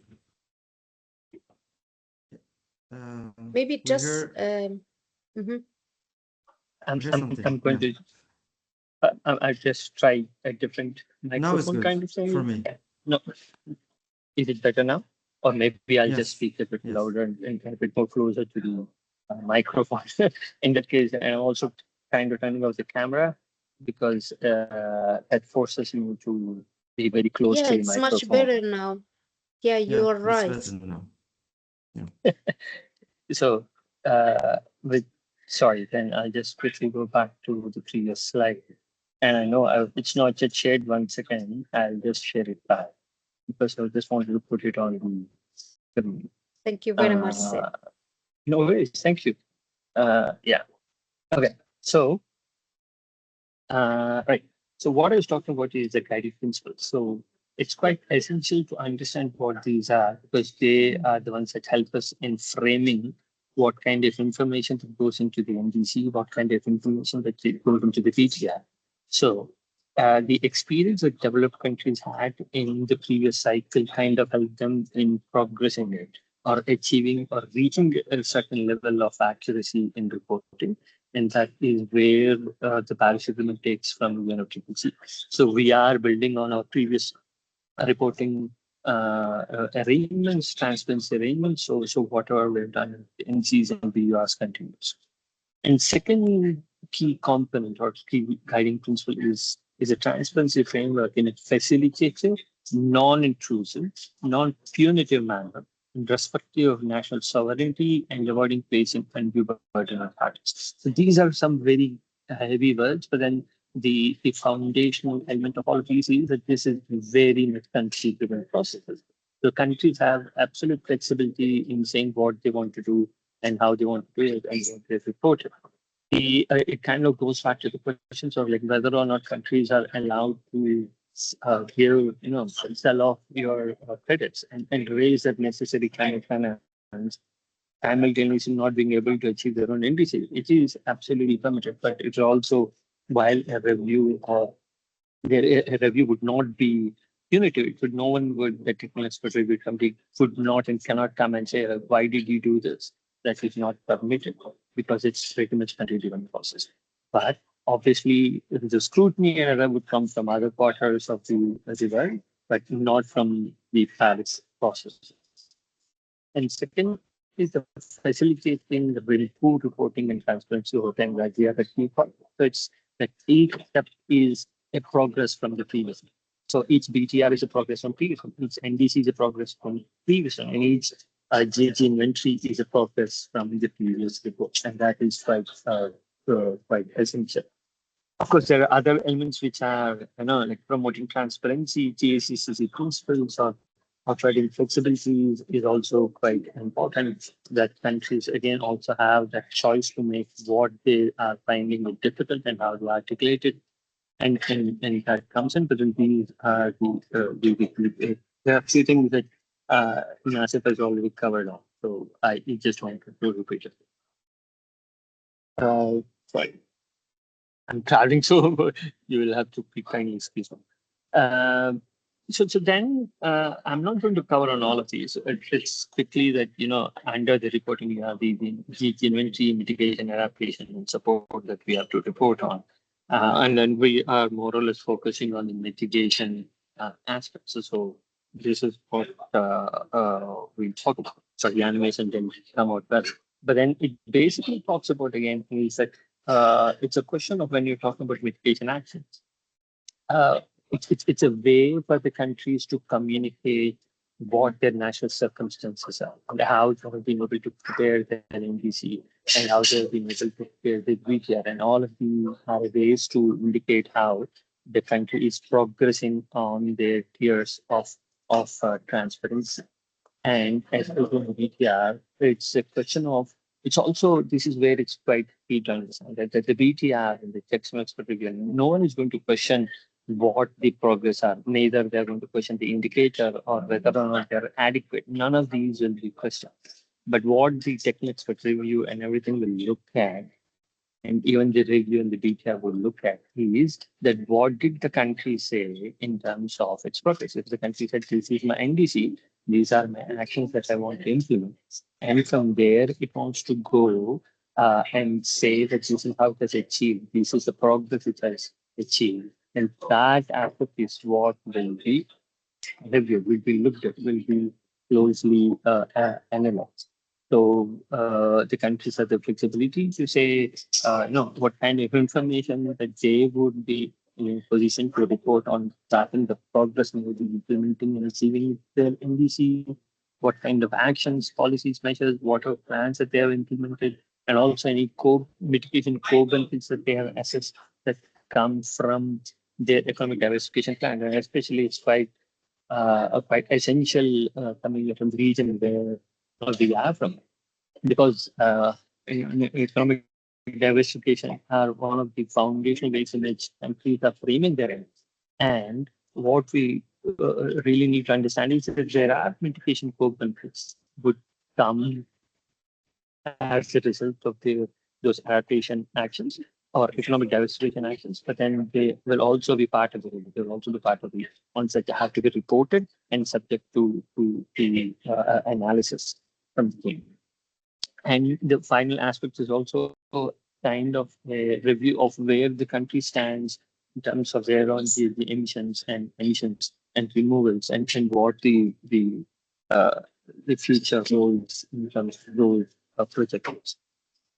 Now, there's one more aspect here that I wanted to ask, one more element in creating these MRV systems and in creating in creating these NDCs. I think this is something that comes from the Jeff guidance notes, and I'm sure there are a few colleagues here who have been involved in preparing the NCs and BURs and BTRs have looked at it, and there is this tiered structure stairway or what you call staircase of transparency, if you can call it, that they talk about. But this is the essential part, and I've taken the liberty of putting it all straightforward in one. It talks about the MRV. You break it into what, how, who, when, and this is kind of what I like to call the cauliflower of MRV systems. For each of these things that you choose, you see for measurement, you look at like you very clearly need to do clearly define what is being measured and how is it being measured, who is measuring it, and when they're measured. And when it comes to reporting, what kind of information is being reported and how is it being reported? Is it in, I know, what format it is being reported? Who is reporting that information to whom? And when is that report being prepared, submitted? When is it? And the same goes to verification. Like what information will be reviewed? What information will be verified? And how will that verification process happen? What kind of scrutiny that they will undergo? And who is doing those that verification? And when is that verification? So if you look at this happens at the international scale, this happens at the national scale, and it happens at the project scale, and this happens at even an individual indicator scale. And that's why I say it's a fractal of MRV system that goes on. And here, for example, when we talk about Article 6 reporting, so it can the same framework can be applied to Article 6 and can be applied to any individual NDC action, and it can be applied to an individual BTR report. And we have to have a very clear understanding of how these elements are coming up in all things. And this, I think, is one of the best frameworks or best foundational frameworks that can be helpful in setting up your MR system, setting up your institutional elements, and even setting up all your requirements.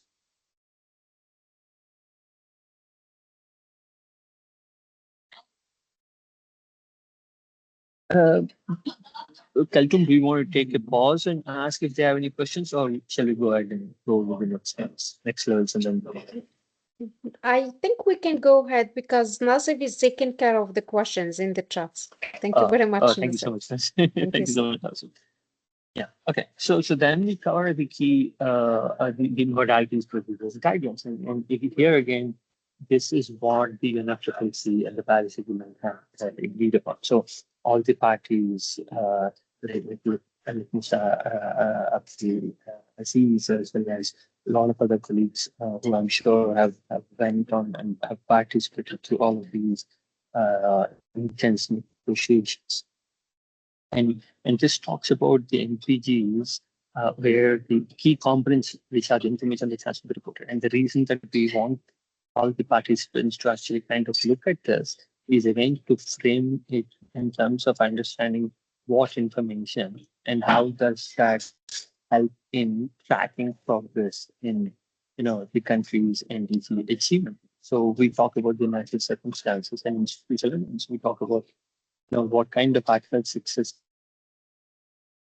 that we have, what kind of NDC tracking system have we set up, and what are the institutional capacities of these institutions.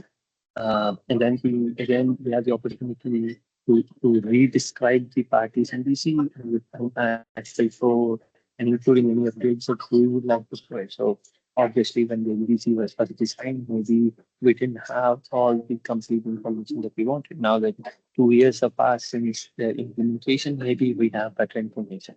Or maybe over 4 or 6 years time, we have a better understanding of what those NDC indicators are. Maybe we did not choose the right indicator. It would obviously mean that there is a bit of recalculation based on etc. that would have to happen.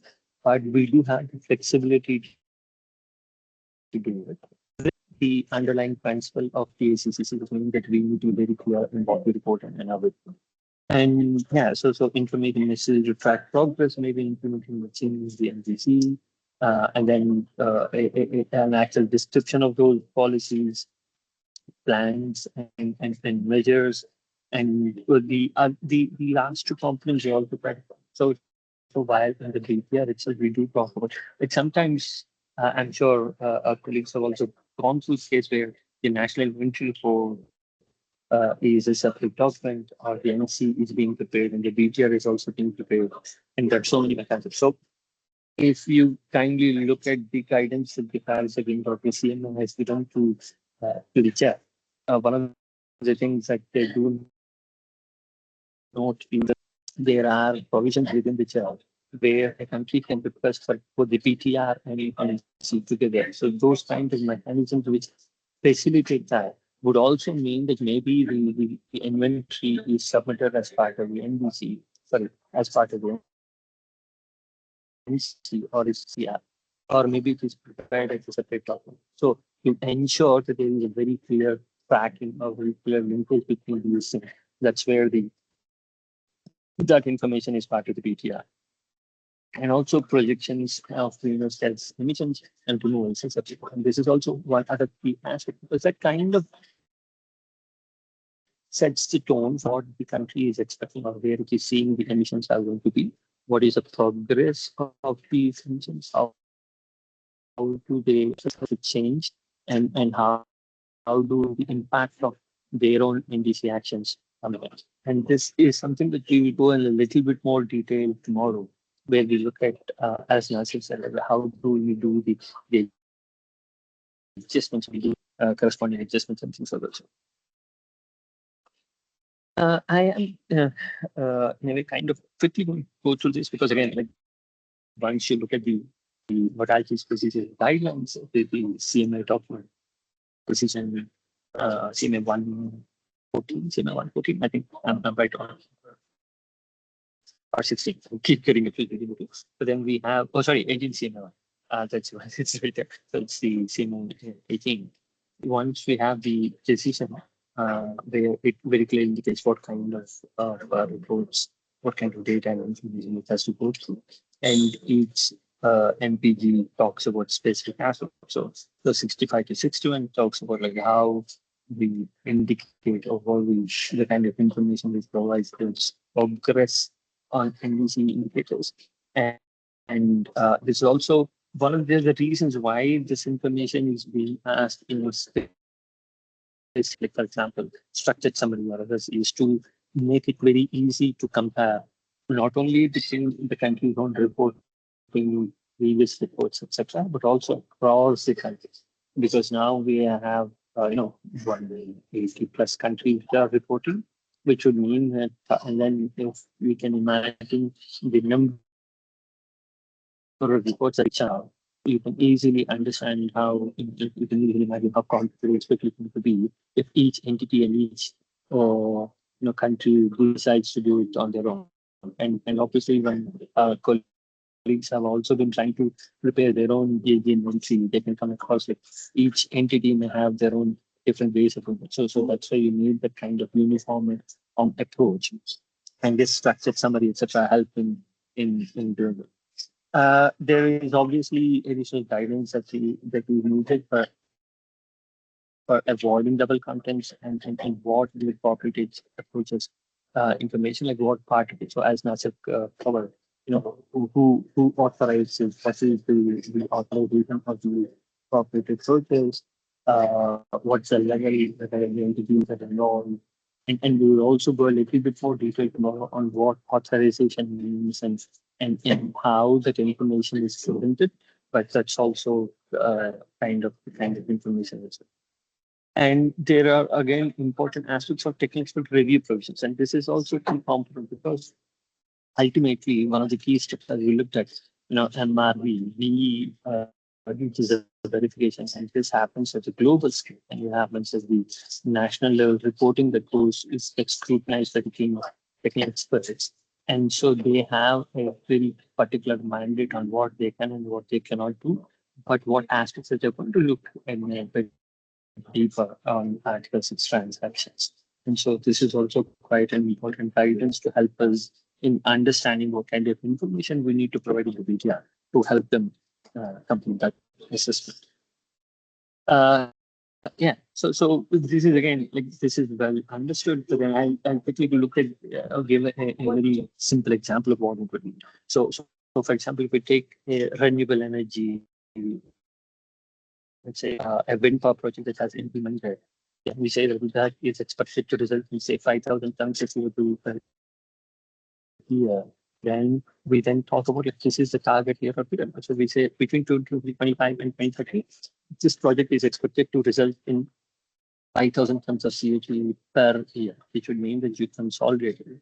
One of the ways that you don't just say it's 5 into 5 years. So it's not, you don't talk about like being, or scientists, we don't say it's 30,000 tons of CO2 and total we do. So then we also talk about like this is per annum, because that helps in framing the time period within which the actual emission reductions are calculated and the actual framing within which they are parried or based. So your BAE emissions, your country's overall GDP projections, etc., and the actual results of this intervention, all of these come into play. So that's why you talk about it. And a reference point, for example, you can say like before 2024, the project was not in existence. So that is where we take it as a reference. So after that, whatever the project has achieved goes into this. And we expect, and I'm just assuming that, the country has decided that because it needs a kind of climate finance, we want to take the first 5 years. And after that, maybe the country wants to account for those emission reduction within its own industry. That is also quite possible. And it depends whether it wants to go under 6.2 or 6.4. The country could have the kind of individual agreement with the 6.2 with and the nation, if it's a 3 years, we want to keep it for our own industry. It's not obligated that they have to do everything, like that they need to put everything onto the map. So that kind of thing. And yeah, scope and coverage, which is CO2, these are the renewable. And the essential flagging that we are expecting or we are expected to provide to in the BTR is whether or not we want to use this as an aggressive corporate purpose. So as a reporting, as a seller, we may have to be very careful in framing it. And so like a part of it goes into the actual Article 6 approach and a part of it goes on. So what goes and what doesn't go is where we need to very carefully analyze and present that information. Right. So again, like I've previously touched on it, like what kind of in the structured summary we talk about the energy emissions and removals covered by the NDC, and this also looks into kind of the example that we were previously discussing. What is within the NDC and what is not included in the NDC, and what is an Article 6 transaction and original. So all of those things have to be carefully considered here. Because, say, for example, and I think NASF has some experience in dealing with it. Like what would happen if the country wants to put an SF6 emission, a project that is reducing SF6 emissions as part of the Article 6 ITMOs. So would it be part of the NDC? So it would mean that the SF6 would automatically become part of the come under the scope of the NDC. However, if the country doesn't have the GHG inventory system for that, that becomes one of the capacity building needs. And it says that, like why we want to account for it, why we want to report it, we don't have the systems in place to track it. And that becomes one of the key issues that the country tries to focus in improving in the next cycle. And especially the blue part, which is how corresponding adjustments are applied. So what component of it has gone into which sector, which category, and how are we accounting for it. We're going to take a little bit more deeper look at this tomorrow, but that also becomes one of the areas that the BTR has to report, and there is guidance from the MPGs.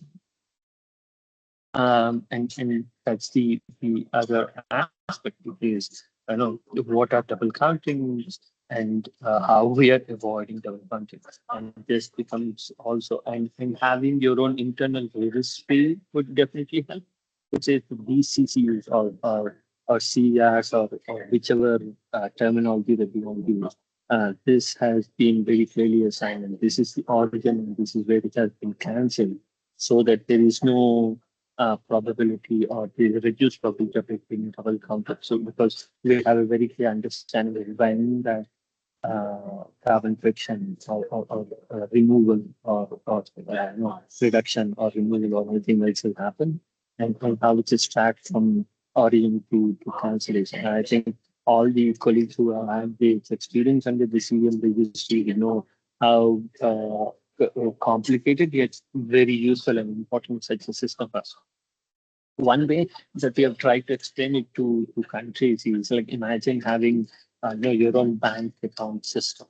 Right now, it's an online system, so you don't really track where your $1 or one dirham comes from, and you don't have a very clear indicator of what that one dirham would look like.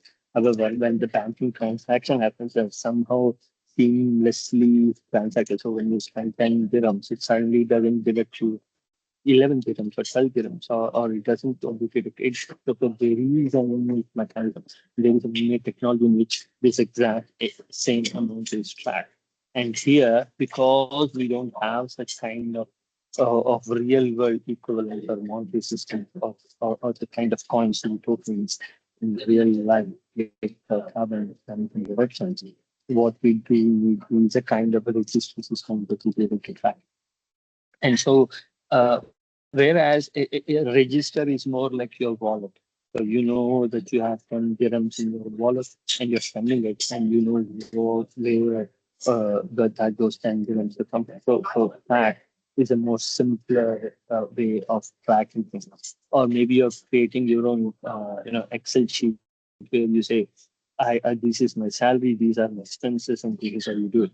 So these are your NDC, this is your NDC projections, and these are the projects that will actually help you in achieving the goals. That is your more simpler carbon register where you track the projects that will help you. Whereas a registry system is a bit more complicated and it deals about the actual individual carbon emission reduction or at least 6.2 ER or 6.4 ER or whichever we want to track. But then that is also quite critical in very clearly indicating that this is an Article 6 approach, or this is a cooperative agreement that is existing between two countries, and this is where and how it is being used to achieve your own MVP or like as a buyer, and this is how this is correspondingly adjusted and reduced as a seller, and this is where it is very critical in ensuring what is still very contentious, but still a little bit difficult to understand concept, which is environmental integrity and what does it mean. And each country has the where there is driving, but then each country has to ensure that the environment integrity, protecting the environment integrity becomes critical to the approach. And it also plays into overall mitigation role as well, because ultimately the idea is not to have these reduce your overall ambition and make it easier for like you achieved your NDC, but then resulted in the overall emissions of the world increasing, and that doesn't help in progressing towards 1.5 and 2 degrees, keeping it below. That's the aim of the Paris Agreement.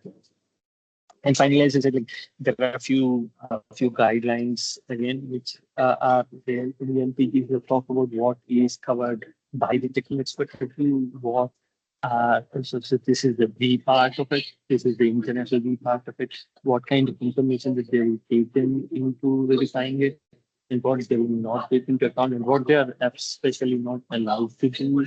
As I said, like they cannot come in and say like your indicators are wrong, what to say that your ambition is not adequate, or they cannot come and say you guys are not doing enough to achieve. So none of these qualifying judgments can be made by the technical expert team, and that I think any colleague or any country that has participated and has experienced the ICF process and the BUR would know what the TTE is. This is more or less a continuous between the technical experts that use the technical expert registries that should do the same kind of intervention, they do the same kind of analysis on the points. And yeah, so again, ultimately, the aim of all of these technical reviews is to build trust and accountability in the overall carbon market and on the overall system. Make sure that I'm sure like CDM Watch and Carbon Watch and quite a few entities who have taken as a responsibility and to give an independent review or an opinion on what is item notified. And I'm sure there are similar ones of analysis and review that says CARP, so all part pair and those kinds of serious issues in the carbon market have been addressed. So these are all the guidance ones that help in that kind of thorough internal, external, and regulators. And there is guidance from the unitary facility to be the kind of, which is again agreed upon by the parties. Secretariat only helps in implementing it, but the agreement etc. comes from the parties, and so this is what they accept to undergo. So the one thing that I quickly wanted to also add was on now, how do we build institutional arrangements and frameworks in implementing it? And as I said, this is something that you can apply for doing your BTR. You can apply the same for preparing your national inventory report, or you can do it for doing any access transactions. But these are all quite critical into it. And it's also important to reflect upon all of these in our BTR and talk about these issues, because that is how there is more enriched transparency and there is more enriched faith in the system. I'd say like I mean like to oversimplify it, it's like in the modern terms now that we have a chat GPT and those kind of AI solutions that could actually explain the entire answer, to make sure that we as a country collectively understand that these are the systems that we undergo or set up, to make sure that this is a systematic way in which we are approaching it. And this is a systematic cross-sectoral, governmental and cross-stakeholder a contribution that goes into building these systems and building this information network and information pathway to reach the place where we are. So we talk about why institution arrangements to the film, and we talk about institution leadership, what we have already done previously as with BUF, MCs, what experiences they've been, and how we are going from there into the next stage of BTR reporting. And all of these comes into the play. I think I other text which is more useful, and but this is quite a key. And Triple C also has this material in Arabic, and we can actually have it, we'll link it, and we'll not only link these documents, websites, but we can also type the documents results to the email distribution that comes as a result of this webinar. But you would see that these are the kind of institutional arrangements considerations that we do. So we need to make sure that there are organizational mandates. We identify the right stakeholders. We very clearly indicate their roles and responsibilities.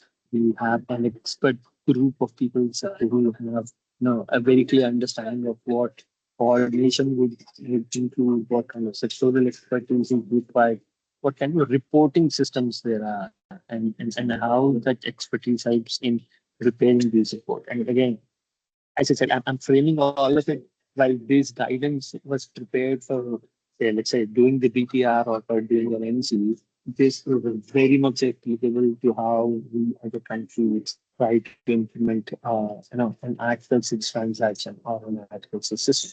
So we are getting, and as Nasir talked about, authorization, we'll take a little bit deeper look at it tomorrow. How have we built our institutional arrangements? How are we given those organizational mandates to do?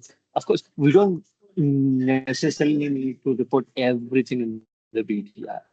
But then when we indicate this information, there is a way in which we can substantiate that if at all these checklists are really found. The video team comes and say, like, oh, so could you please share with us how this is prepared? And we have that information readily available for the review. And the technical review would come through, like, oh, we've looked at these documents and there is a very robust system in existence that looks at how these organization mandates have been very communicated. So again, the same goes to data flow systems and tools, and how the stakeholder engagement has been conducted and organized to ensure that this kind of bottom-up approach that would be, especially for any Article 6 transaction, with entail. And then looking a little bit deeper on these, as I said, like coordination and leadership of these stakeholder groups who are the expertise, the data provider. Now, for an Article 6 system, you can think of it as all the institutions which would be participating. And adding on to one thing that Nasir was talking about, differences between the old CDM world and the new one.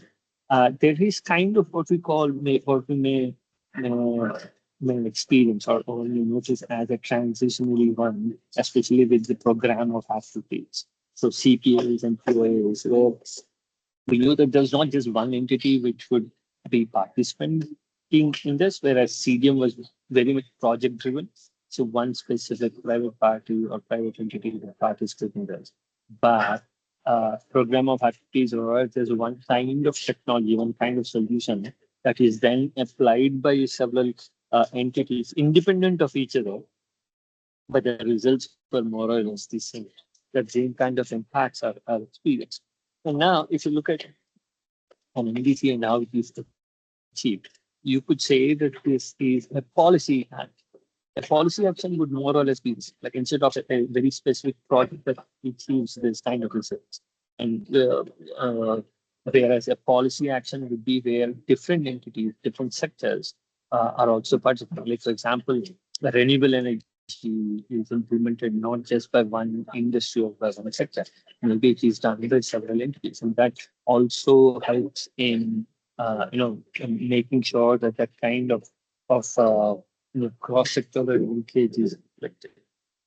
and the data providers are coming from so many different places, and then these different stakeholder groups can coordinate and very clearly understand what the roles and responsibilities are, and what the reporting structures are, and how that information goes from individual entity level to a coordinating level to a country level.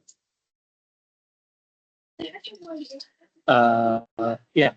So this is I'll the next one I'll just a bit, yeah. So when it comes to expertise again, like compilation to coordination.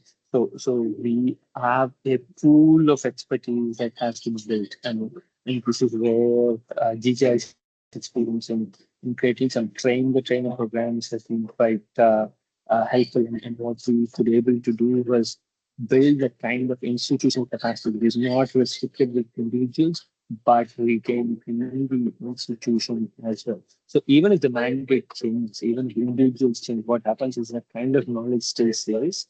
And when five people from one coordinating entity go on and see with 25 others, so even if each individual trainer gets to work with that material in five others, it's very easy to propagate that kind of training and that kind of and if we do it over year on year, the available pool of information kind of balloons, and it's easier for a company to do. So the kind of confidence, and that also helps ultimately in building overall confidence of the institution, etc., in reporting, like not just institution, even the country in reporting on the large places, transactions, etc. So also the BTR is also a very good vehicle for indicating what kind of training needs that the country experiences.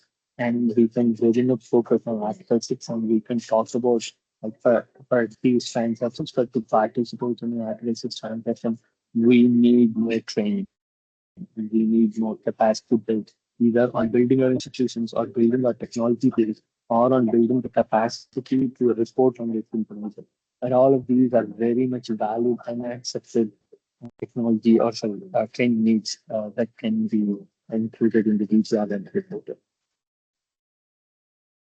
And then we quickly conclude. I know we're already 5 minutes over the time frame, and data flows also.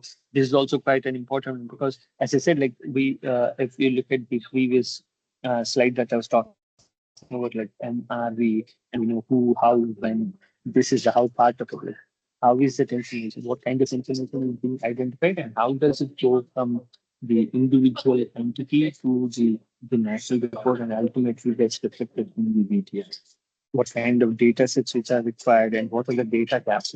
Because ultimately this is where each entity in each country is struggling. Like they very clearly understand that these are the reporting requirements, because IPCC guidelines have been in the market for almost 2 decades now. And even with the 2019 refinement, we have quite a bit of good experience in understanding those requirements. However, the minute we go to an entity level, there are huge data gaps, especially because we're looking at different entities coming in and building the same kind of understanding. Like, for example, the one thing that we have seen in other countries, a lot of this capacity exists without coordinating ministry, like Ministry of Environment, or a non-minister or someone else who has been doing this process of year on year, every 2 years, every 3 years. They have built that kind of capacity. But that capacity doesn't exist in other ministries, other entities. And ultimately, the primary data providers who have to do that suddenly struggle to keep up. And that is something that people will have to build and report on and understand to help. And I think systems and tools are also the same. So we have different transparency tools. So, like, for example, and this is also quite intriguing. This also plays into the how part as well as a when part of it, because we talked about it. And there's one very good example that we want to talk about, and it's very appreciated on how UAE has been doing this in the last few years, but now they are about to embark on the complete journey where they integrate both the GHG and air quality reporting together. So identifying that ultimately the same kind of pollutants which are contributing to both the negative impacts. And you have an integration of different transparency systems, which one reports to, Triple C or the Paris Agreement, and one which is again voluntary, but then you can also do it for course, yeah, you can also do the same for UNCBD or UNCCD. So you have solutions which target multiple environmental benefits, and that is how you do an integrated tooling system that helps.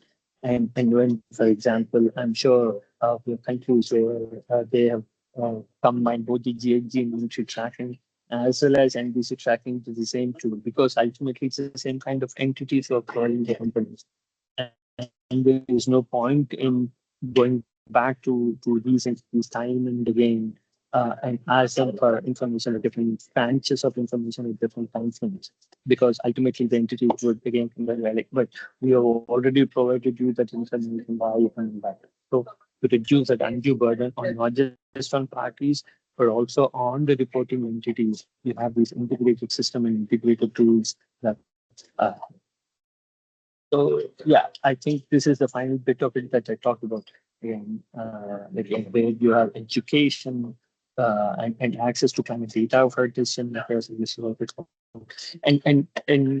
this is the third part, which is access to climate change data for decision makers. That's something that we have also quite seen, because I'm sure all our colleagues have experienced it. When we keep on harping only about the environmental benefits of or the climate change risks, etc., that doesn't get conveyed. The message doesn't get conveyed to the key stakeholder, because to them it's a different priority. And the one thing that I've learned is, like, for example, no entity, no human or no one else is going out and saying that, oh, you know what, today I will do 20 tons of emissions into the world.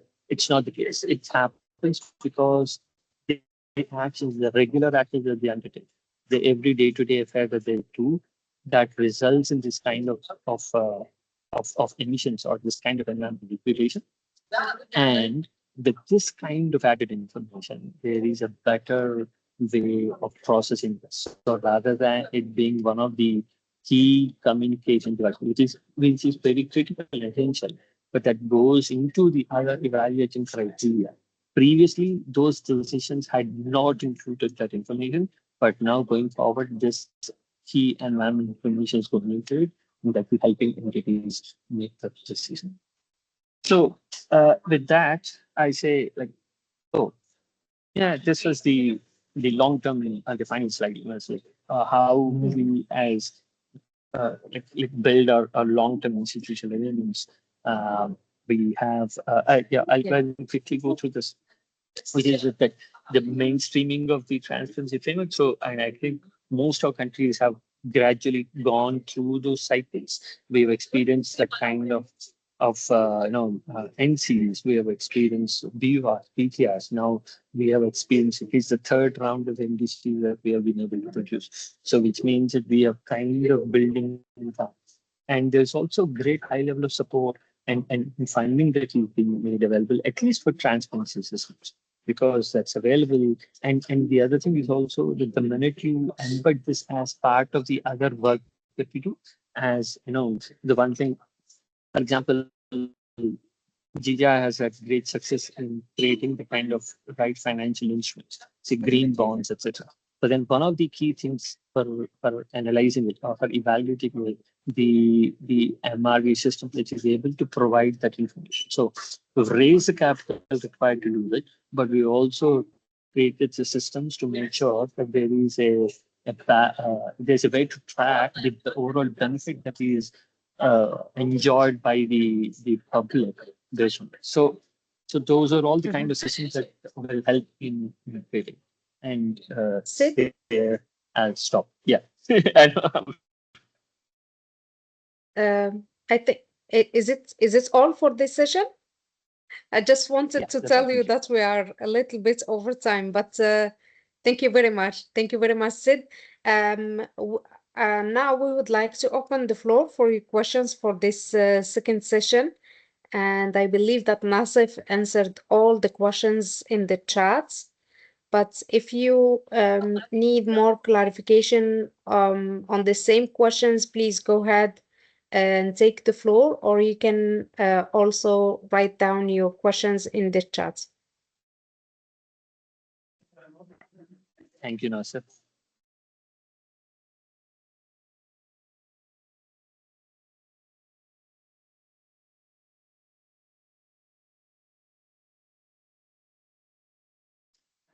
What I Let me like also the most look. in the Mr. Bushan,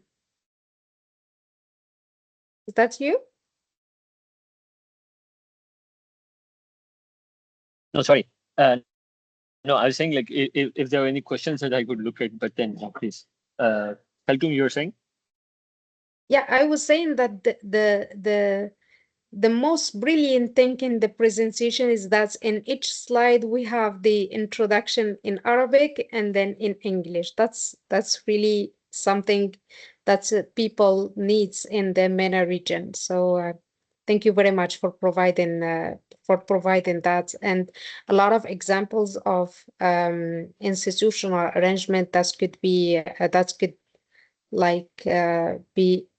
Thank you for this great. That's the of the information that Told needs you, much Sid. effort to consume. Yeah, Rehab, you are Told you absolutely they will right. like it.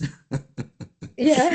No. So for now, we will send you the material right after the webinars, and then inshallah next year we are organizing another webinar series with experience sharing from Tunisia, from maybe Emirates, Morocco for sure, Jordan. So we will try to have as much as we can of countries just to come and share their good experience with a lot of organizations.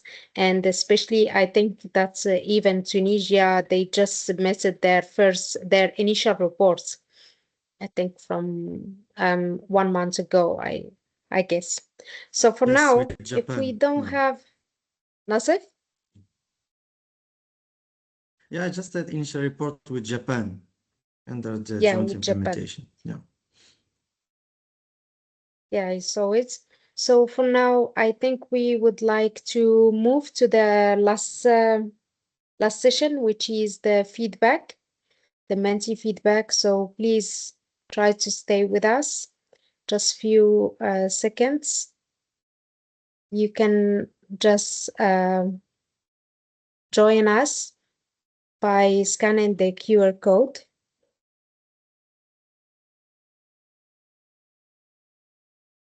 And as I mentioned earlier, so tomorrow we will have a quiz, including all questions, like including all sessions, not only this session, but also what we will be presenting tomorrow in terms of how to prepare the initial reports and etc. Okay.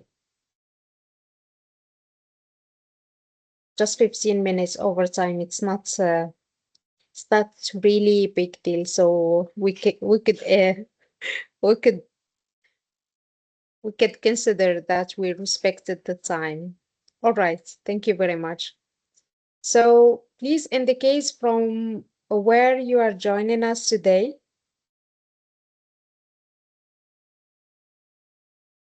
Tunisia. Thank you. Egypt, Morocco.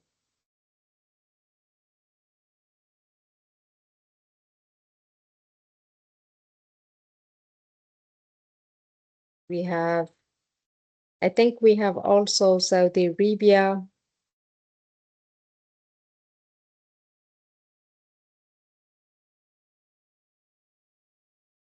And you can also still join us by scanning the QR code, or you can join to menti.com and use the code 763668687. All right. The second question, please indicate your gender.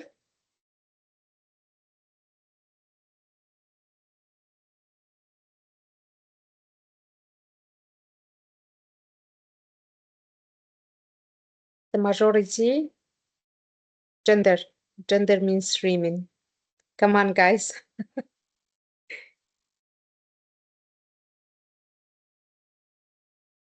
Okay. Now, how satisfied are you with this Kaltum, I first? think they've had some. Sorry, Kaltum, I think someone Yeah. is having difficulty with the codes. Shall we try it one more time? Because The code here? yeah, because I think I can. yeah, it did work. Abdullah Yeah. and Lopna did work. They can either scan the QR code here, or they can go to www.menti.com and they can insert the code, these numbers, or they can use directly the link that I have shared.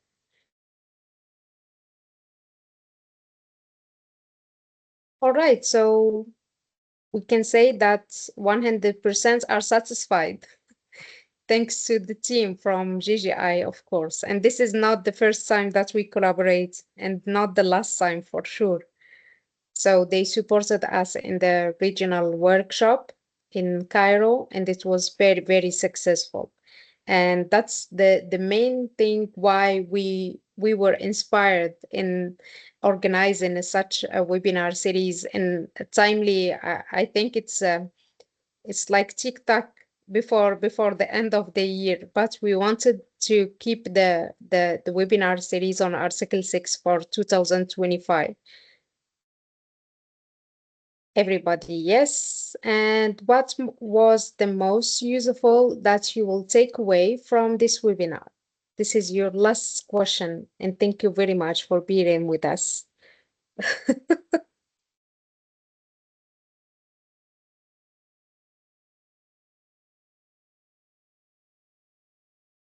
We have ITMOs, Article 6.4.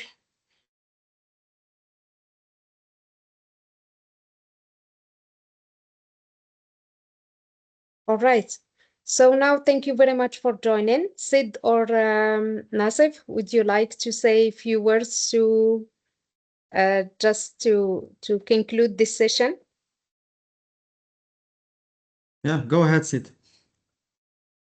Thank you, Nasir.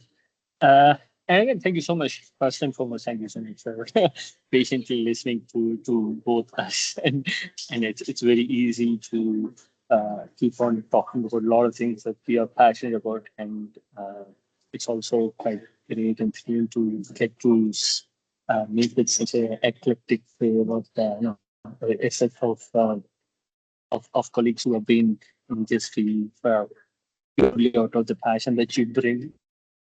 And it's great that we had the opportunity to share our little experience and knowledge. And we look forward to learning more from each of you as you ask more pertinent questions. And it's always a pleasure to both work with you on CCC and civil PSP and RCC and each and every one of you. So thank you so much for your time.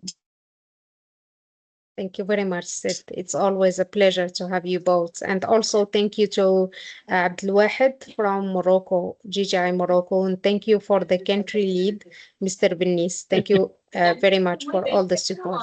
And Nasif is not only our colleague, he's also our friend. So thank you very much for everything. Thank you for both of you. And thank you for all participants.